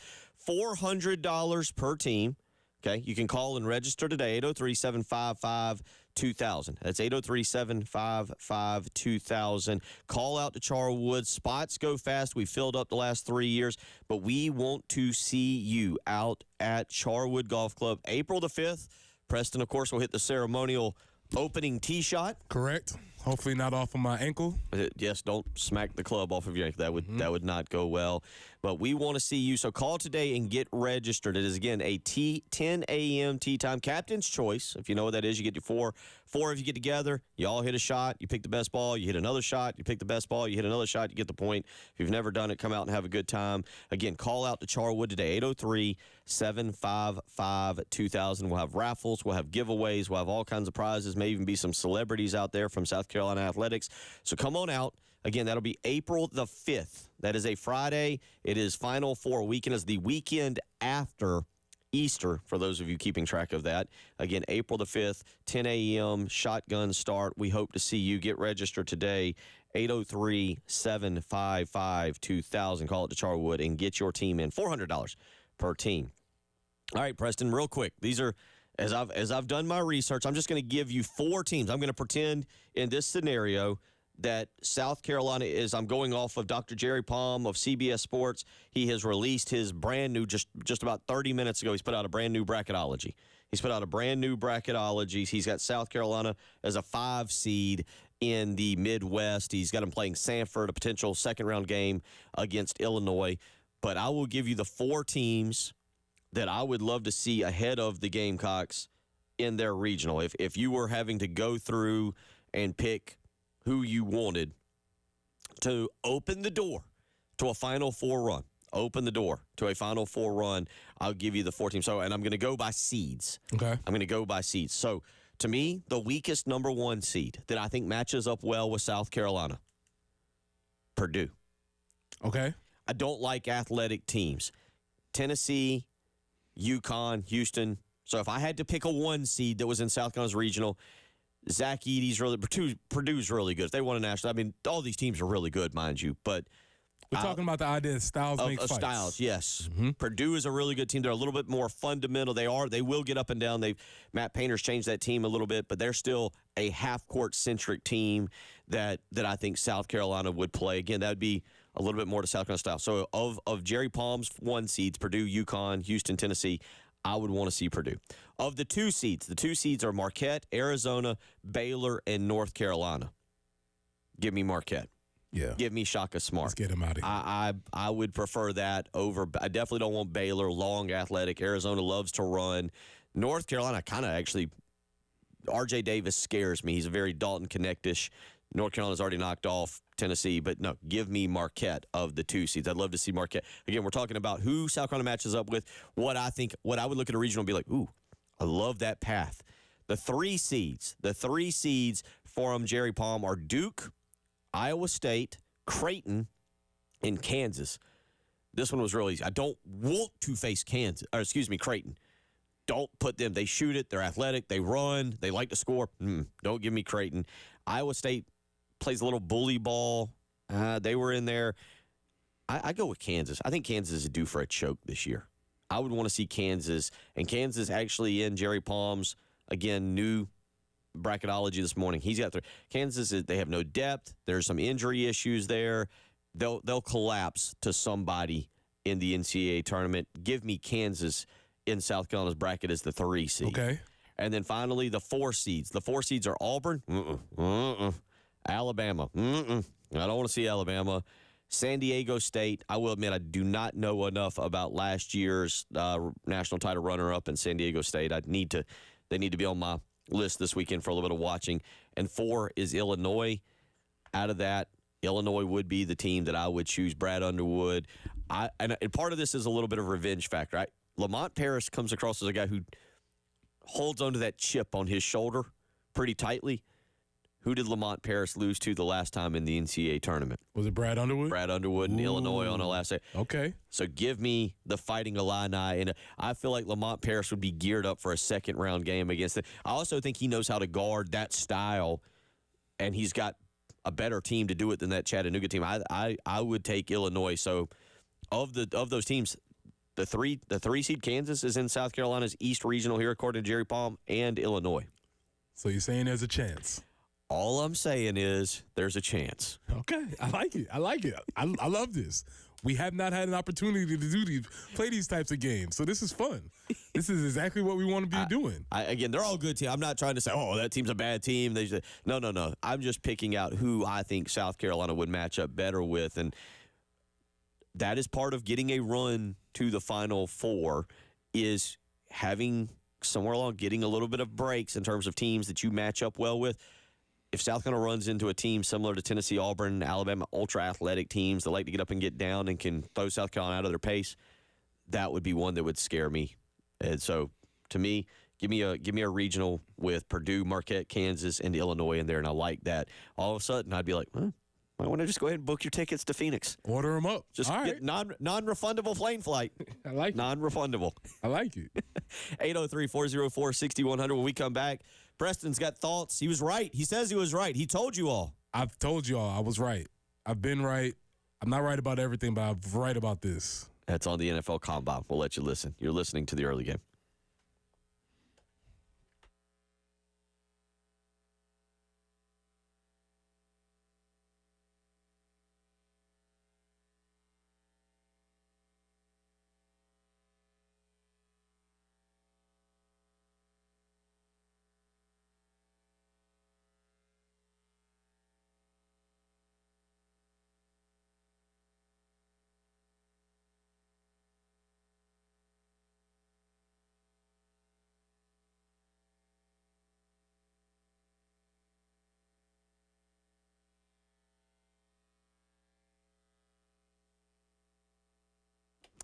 Hey, this is Jen with CHW Cabinetry in Lexington. The demolition of our kitchen ended up being the finished product was fantastic. The misery of getting everything taken care of, that wasn't fun. But dealing with CHW Cabinetry, that actually was a very good experience.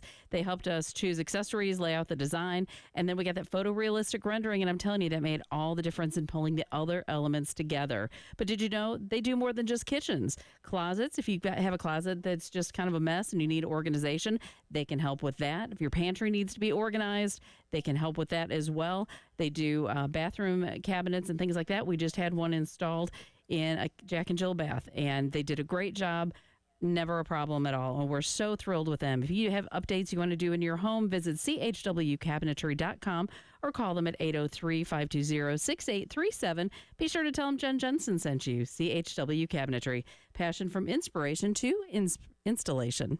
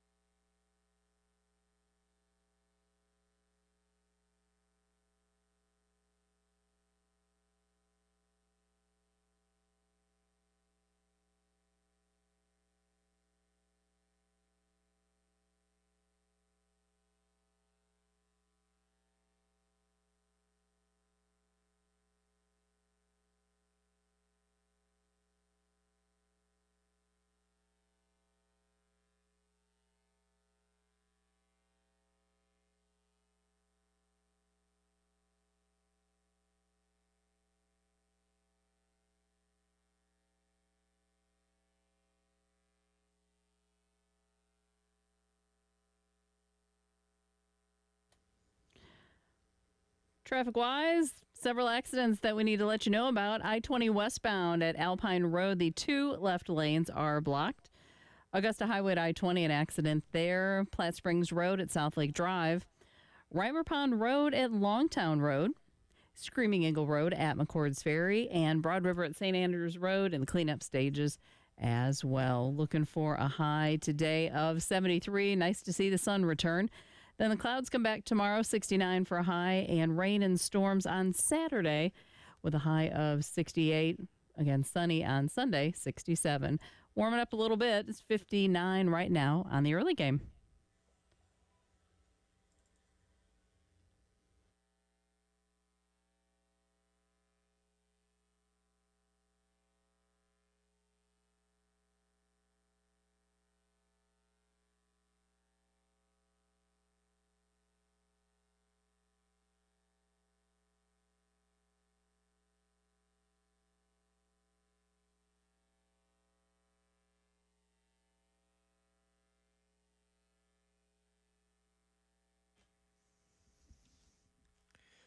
Want to remind you about baseball this weekend, South Carolina and Longwood.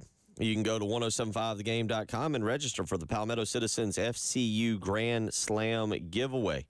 Every game, $25 is added to the pot, and if a Gamecock hitter rips a Grand Slam home run, you can win all the cash in the pot. Right now, the pot, I believe, Jen, this is a little outdated. I believe it is now $325. I'm thinking I needed to verify that with Terry. Yeah, I think that is correct because it was $275 the other day, and now we are up to 2 extra games added. So we'll I believe it's $325. But you can go to 1075thegame.com. It's the Palmetto Citizens Federal Credit Union Grand Slam giveaway. So go register, 1075thegame.com. Register, and if a South Carolina batter hits a Grand Slam, you could be drawn to win all the cash in the pot, which we believe right now is 325 big ones. So go ahead, go on over to 1075thegame.com and register for that. 803-404-6100, how you can weigh in. Caleb Williams talking the other day. Preston Thorne. Here's a little bit of what Caleb Williams had to say this past week at the NFL Draft Combine. Medical stuff, I'll be doing the medical stuff, just not here in Indy. I'll be doing it at the team interviews. Not 32 teams can draft me. There's only one of me. And so the teams that I go to for my visit, those teams will have the medical, and that'll be it. The draft has come and gone, Bill. And I want to just tell everybody within the sound of my voice that I was right. I was right about almost everything, because we have found out not much. So what did we find out during the draft? Okay, let's start with Caleb Williams. Caleb Williams is annoying. We've found that out. We've known that. We thought we've known it. We thought we've known it, and there's only one of me does push my buttons to yes. And now here's the caveat to that. He is annoying, but he's also correct. He's also right about this. If you are the number one quarterback consensus, I don't need to do any of – guess what? Y'all are not going to draft me. I don't need to do anything for the rest of you. There's only one team who is going to draft me, and it's probably going to be a team that's pretty early. So you can be annoying and correct at the same time. True. Because he also said, hey, why do I need to come to this combine to throw balls around? You've seen my tape. There's nothing that I can do here that's going to change your opinion one way or other. But this also led to my bigger point, is that, hey, Bill, did you know that Xavier Legette was fast? I had heard rumors. You'd heard rumors. Had you maybe even watched games? I'd seen games. Okay, guess what? Xavier Legette's fast. He ran a 4.39. Did you need him to run in underwear at the Indianapolis Dome in order for you to know that? I mean, there was film. There was film to watch that. Against other guys. He was not chased trying to score a touchdown. He wasn't even chased. Hey, Bill, did you know that Spencer Rattler was slow? I didn't know he was that slow. In defense, I didn't think he was fast, but I didn't know he was that slow. I've been trying to tell everybody. This is one of my takes. I've been staking my claim. I've been telling y'all, hey, this guy can throw the ball to the moon. Yeah, all y'all talking this dual threat stuff, relax. Spencer Rattler is not a dual threat guy. In fact, he is not even in a running threat. He's not a single threat at running back. Spencer Rattler ran a 4.95. Bill, 4.95. Do you know what that is? Let's do some math. 4.95. That is as his quarterback. As a defensive lineman, Preston Thorne ran a 5.01. So what that means is that, given the right circumstances, I could catch Spencer Rattler in a foot race in my time. Given the right circumstances, I could catch him. Or better yet, he couldn't catch me if he was running away from me. So Spencer Rattler's not fast. We've known this. We've seen this. I've been trying to tell everybody this. Does that matter? Not really, because we know what he does as a quarterback. All right, I am shocked by this, what I'm about to read you real quick. I am shocked. Now, mind you, the top 3 quarterbacks did not run. Mm-hmm. Caleb Williams, Drake May, Jaden Daniels did not run at this, and it does not list Michael Penix. It just says here are the fastest quarterbacks. This is out of Pro Football Talk. The fastest says here are the fastest quarterbacks to run the 40-yard dash. All times run official. Keaton Slovis, he of playing multiple colleges, ran a 4.56. Mm-hmm. That's actually shocking. I didn't know he was that fast.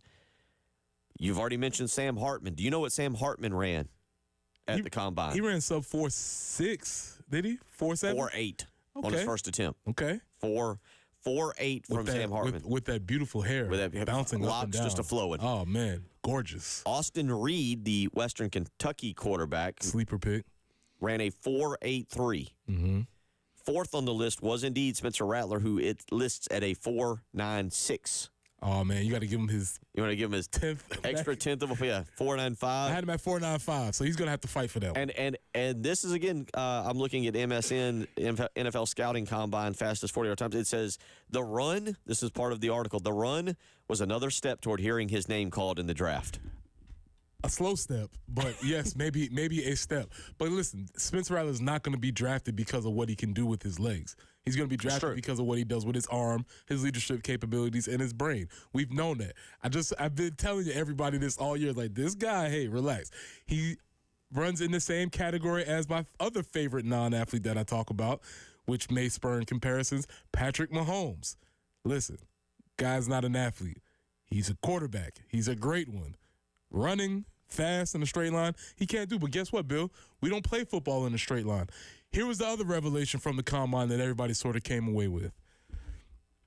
Joe Milton can throw the ball far. Didn't we know that already? We did indeed. We saw that. Indeed know. We saw that 2 years ago when he came in the game against us and just launched rockets everywhere. It's like, whoa, who is this guy? He can throw the ball fast and far. Does that mean he's a good quarterback? I don't know. But you started hearing the conversation, which you hear every year. Elite arm talent. Boy, he can throw. And some silly general manager is going to draft Joe Milton III just because he can throw the ball very far. And fast. He can throw it far and fast. And my point is, why are we doing the combine if we all watch the games? What are we learning from these moments when they're not changing much of anything that we know? Combine, what are we doing with this thing? Do you not have eyes? Did you not watch games? I'm going to tell you about, do you know what Patrick Mahomes' 40 time was, by the way? Very slow, I'm sure. I'll come to that in just a second. First, let me tell you about Mid-State Roofing. We got a lot of rain. When it rains, it pours. And it poured on Patrick Mahomes a little bit this week because they used an overlay of his 40 time to compare it to other people. It was pouring. Don't let it pour on your house, and next thing you know, your roof is not ready for it. Call Mid-State Roofing today, 803-356-1919. The commercial leader in the roofing and waterproofing industry. Mid-State Roofing is ready to help you with a 24-hour-a-day, 7-day-a-week on-call technician ready to answer questions and get you into a maintenance contract. They've been the leader, again, for nearly 30 years in the commercial roofing and waterproofing industry. More rain is on the way, probably much like it is for Patrick Mahomes. So call Mid-State Roofing and speak with a trained technician and go ahead and get a maintenance contract. 803-356-1919, or you can visit them online, midstateroofing.com. If you've got a leak, let Mid-State Roofing take a peek. Faster 40 time. Patrick Mahomes or Spencer Rattler? Ooh. Which is the faster 40 time? And it's not close. It's not really close, by the way. You better not tell me Spencer Rattler. You want to take a guess? I'm thinking Spencer. Patrick Mahomes ran a 4.8 and got roasted. I'm with you. This is we can kind of make fun because I don't have to run the 40 anymore, and I'm not an NFL athlete. I will say I would have thought Spencer would have been closer to 4.8, maybe even in the 4.7. Like, no, he's not a dual threat run the football quarterback. I get that. 4.95, 4.9. When I saw that, I was like, what? Yeah, there were definitely multiple offensive linemen posting 4.9, 4.99s, 4.95s. Very, very close in that. But again, it does not matter because, one, we don't play football in a straight line at 40 yards. Two, if you think about what speed was, we can always go back and reference the good old Perry Orth 60-yard run, right? That's right. Perry Orth was not burning. That's a good question. Perry Orth or Spencer Rattler, 40-yard dash at their prime? There's not many I'm taking Spencer Rattler to beat right now.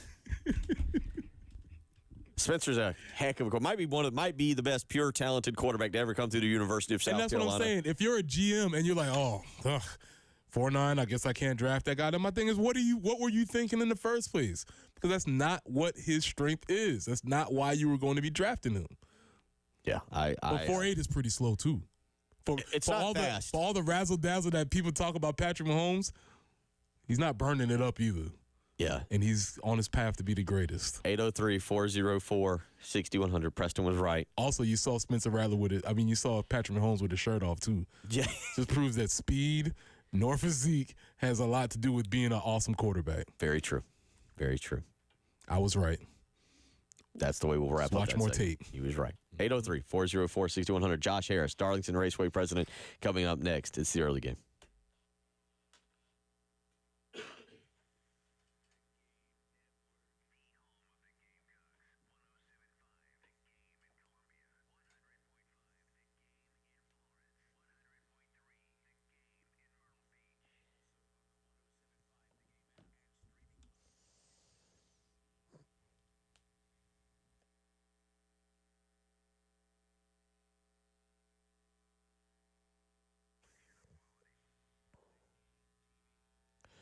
Are tax troubles weighing you down? It is tax season, and you might be a little stressed out about it. You don't need to be. You need to call someone who has local solutions. And guess what? John Ecton and the Ecton Law Firm, they understand that. They have local team members ready to help you. You just have to get a free consultation today. See what you can do. If you've heard from the IRS and it wasn't a good letter that you received, maybe a dreaded notices of intent to levy, well, guess what? Call and get a free consultation with the Ecton Law Firm today.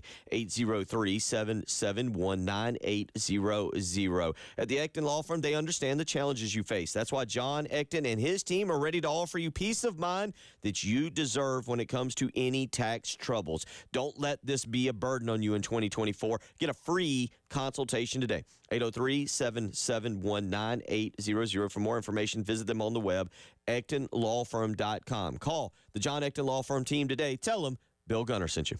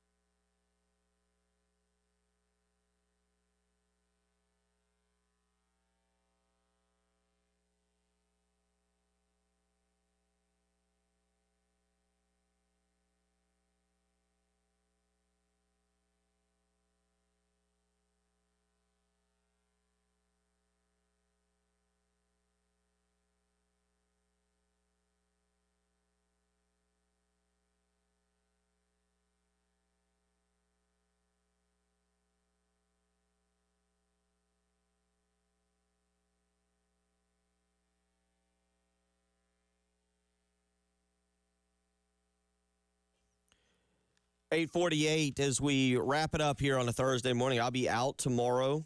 Tyler Head will be in with Preston Thorne, and we'll finish up the work week for you and get you ready. And then it'll be a drive through the end of April for us here as we head through March Madness, as we do the Masters, the Heritage, the Final Four, spring games. So I will take one more day off before a quick drive, hard drive through the end of April. Reminder, as always, a lot of ways for you to consume us each and every morning. You can listen to us 107.5 The Game in Columbia, 100.5 The Game in Florence, 100.3 The Game in Myrtle Beach. Don't forget as well, we have a 107.5 The Game app that you can download out of your app store. And, of course, you can stream us, the Game TV. Go to youtube.com. That is sponsored by Shepherd's Glass. And, as always, you can always stream the early game as well. Go to youtube.com and search the early game. So a lot of ways for you to enjoy us each and every morning, and great content such as being joined by Josh Harris, president of Darlington Raceway, who is, You're finding your footing, Mr. Harris. You're finding your footing in the Corley Pool Solutions Checkered Flag Challenge this far. Well, don't even try to sugarcoat it. I've been awful.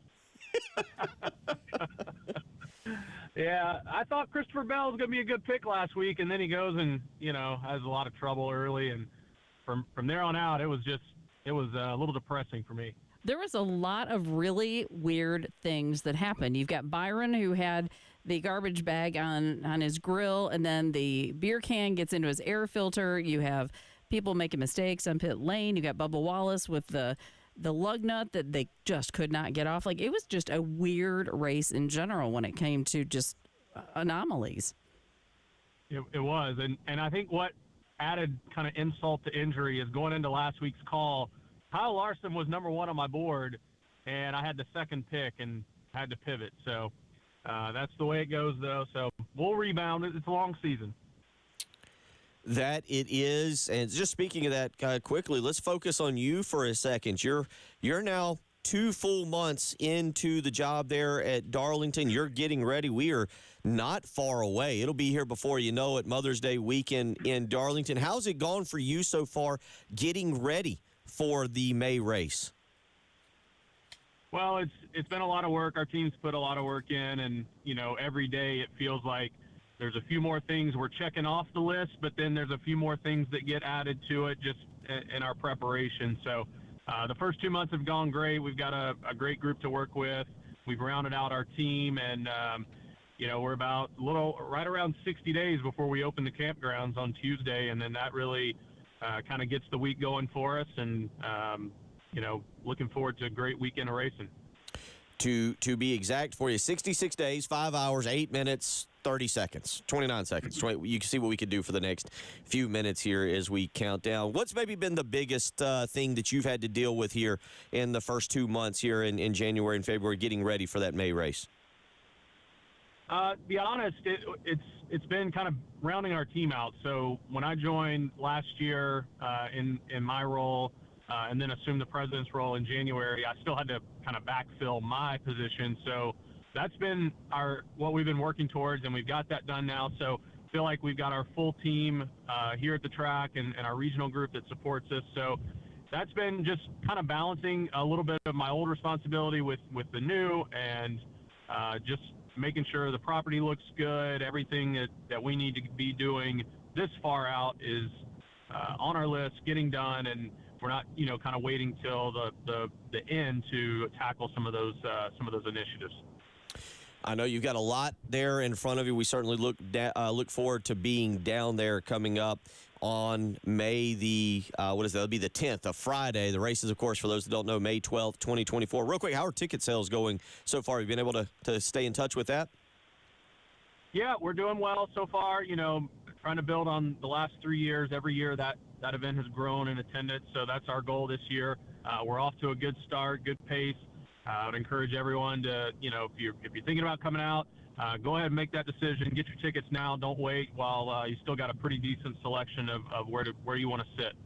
There you go. So, yep, you can go to the website and check it out. Make sure you go to darlingtonraceway.com com, and you can click on it there. Again, 66 days, 5 hours, 6 minutes now, 42 seconds as we count down. But this weekend we head to Phoenix. It is the Corley Pool Solutions Checkered Flag Challenge. Thank you again to Corley Pool Solutions for sponsoring. As always, make sure you give them a call for your pool maintenance needs, 803-445-8109. They believe in providing the absolute highest quality swimming pool service at the most affordable price to you and your family. And Josh, you lead the way here, unfortunately, as they say in golf. It's your turn again. The Children's 500 at Phoenix Raceway this weekend. All right, which direction are you going? Well, you know, I took a look. There's going to be some changes to the car, so it's a little bit of an unknown this weekend. But, you know, our defending champion, Ryan Blaney, has been off to a good start. Hasn't got to victory lane yet. But I think he and those Fords are going to break the Chevrolet streak. So I'm going to go with Ryan Blaney this week. Good pick. Good pick. That was actually my pick. No, mine too. That was actually my pick. I like that. Oh, was that your pick as well, Preston? Chevys are historically strong here. There's a new aero package. I really thought, Pivoting. Okay. It's a good All right, pick. Bill, your Pivoting. pick. Give me the guy. Give me my guy. I haven't taken him 3 weeks. I haven't taken him. Give me the Hamlin. Give me the Hammer. Give me Denny. Okay. It's my guy. All right. Preston. No. Preston's in the complete lead. No, we go to you. You got 10 points. Preston's winning the whole thing right now. He's at 12. You're next. You I got got 10. you. Okay. William, I'm going to go William Byron. I am going to keep the Chevy train rolling, so I think Byron gets the win this weekend. And that leads us to Reggie. Do we have a Reggie pick? We have Reggie. He would like Kyle Larson. Oh, that's a good pick too. All right, Preston. This is the downside to leading. Who you Number going? one pick was still on the board. Give me Ross Chastain. Good pick. Good pick. That is a good one. We have covered it. Josh, we appreciate it as always, man, and we look forward to catching up with you next week. All right. Sounds good. Talk to you then. Take care. Appreciate it. Always fun talking with him. I'm off tomorrow. I'll take one day off until late April. You and Tyler have got it under control? Yes, sir. Y'all have fun. Yes, sir. I'll talk to you Monday. Preston will see you tomorrow.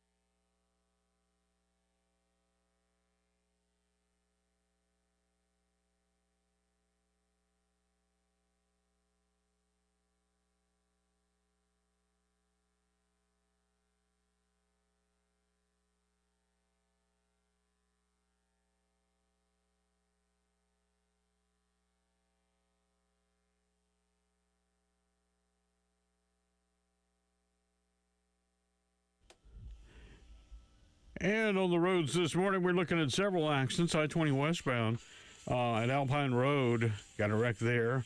Also, 20 westbound just past that point, so it's actually two of them in the same place. Then we also have Reimer Pond Road at Longtown, Platte Springs Road at number 6, Screaming Eagle at McCord's Ferry, and Broad River Road at St. Andrews Road. The weather outlook for today looks like it's going to get up to about 73, so nice there. Friday's high 67. Saturday, though, rain moves in. An 85% chance of rain on Saturday. 71 degrees for a high.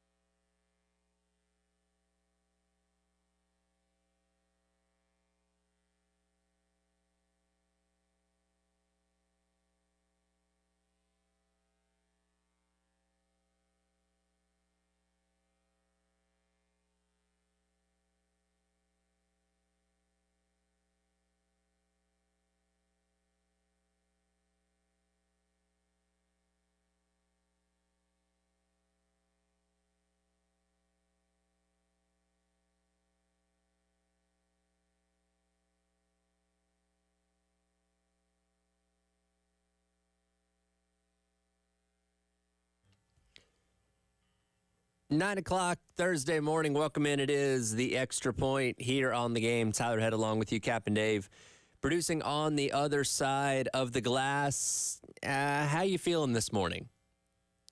There was so much energy and excitement leading into last night's game. We talked about it all day long yesterday. You know, what we believe to be, and they even mentioned this on the broadcast last night, the biggest game for the men's team in the history of Colonial Life Arena. That's 2 decades worth of games, and last night was the biggest with the stakes that were on the line, where South Carolina knew going in that if they won last night and they won on Saturday, they had the opportunity to win the SEC regular season championship and obviously lock up one of those coveted top 4 spots to get the double bye in the SEC tournament. And then, you know, you have the energy, you have the excitement, all the lead up and all that kind of stuff. And then the game itself gets played.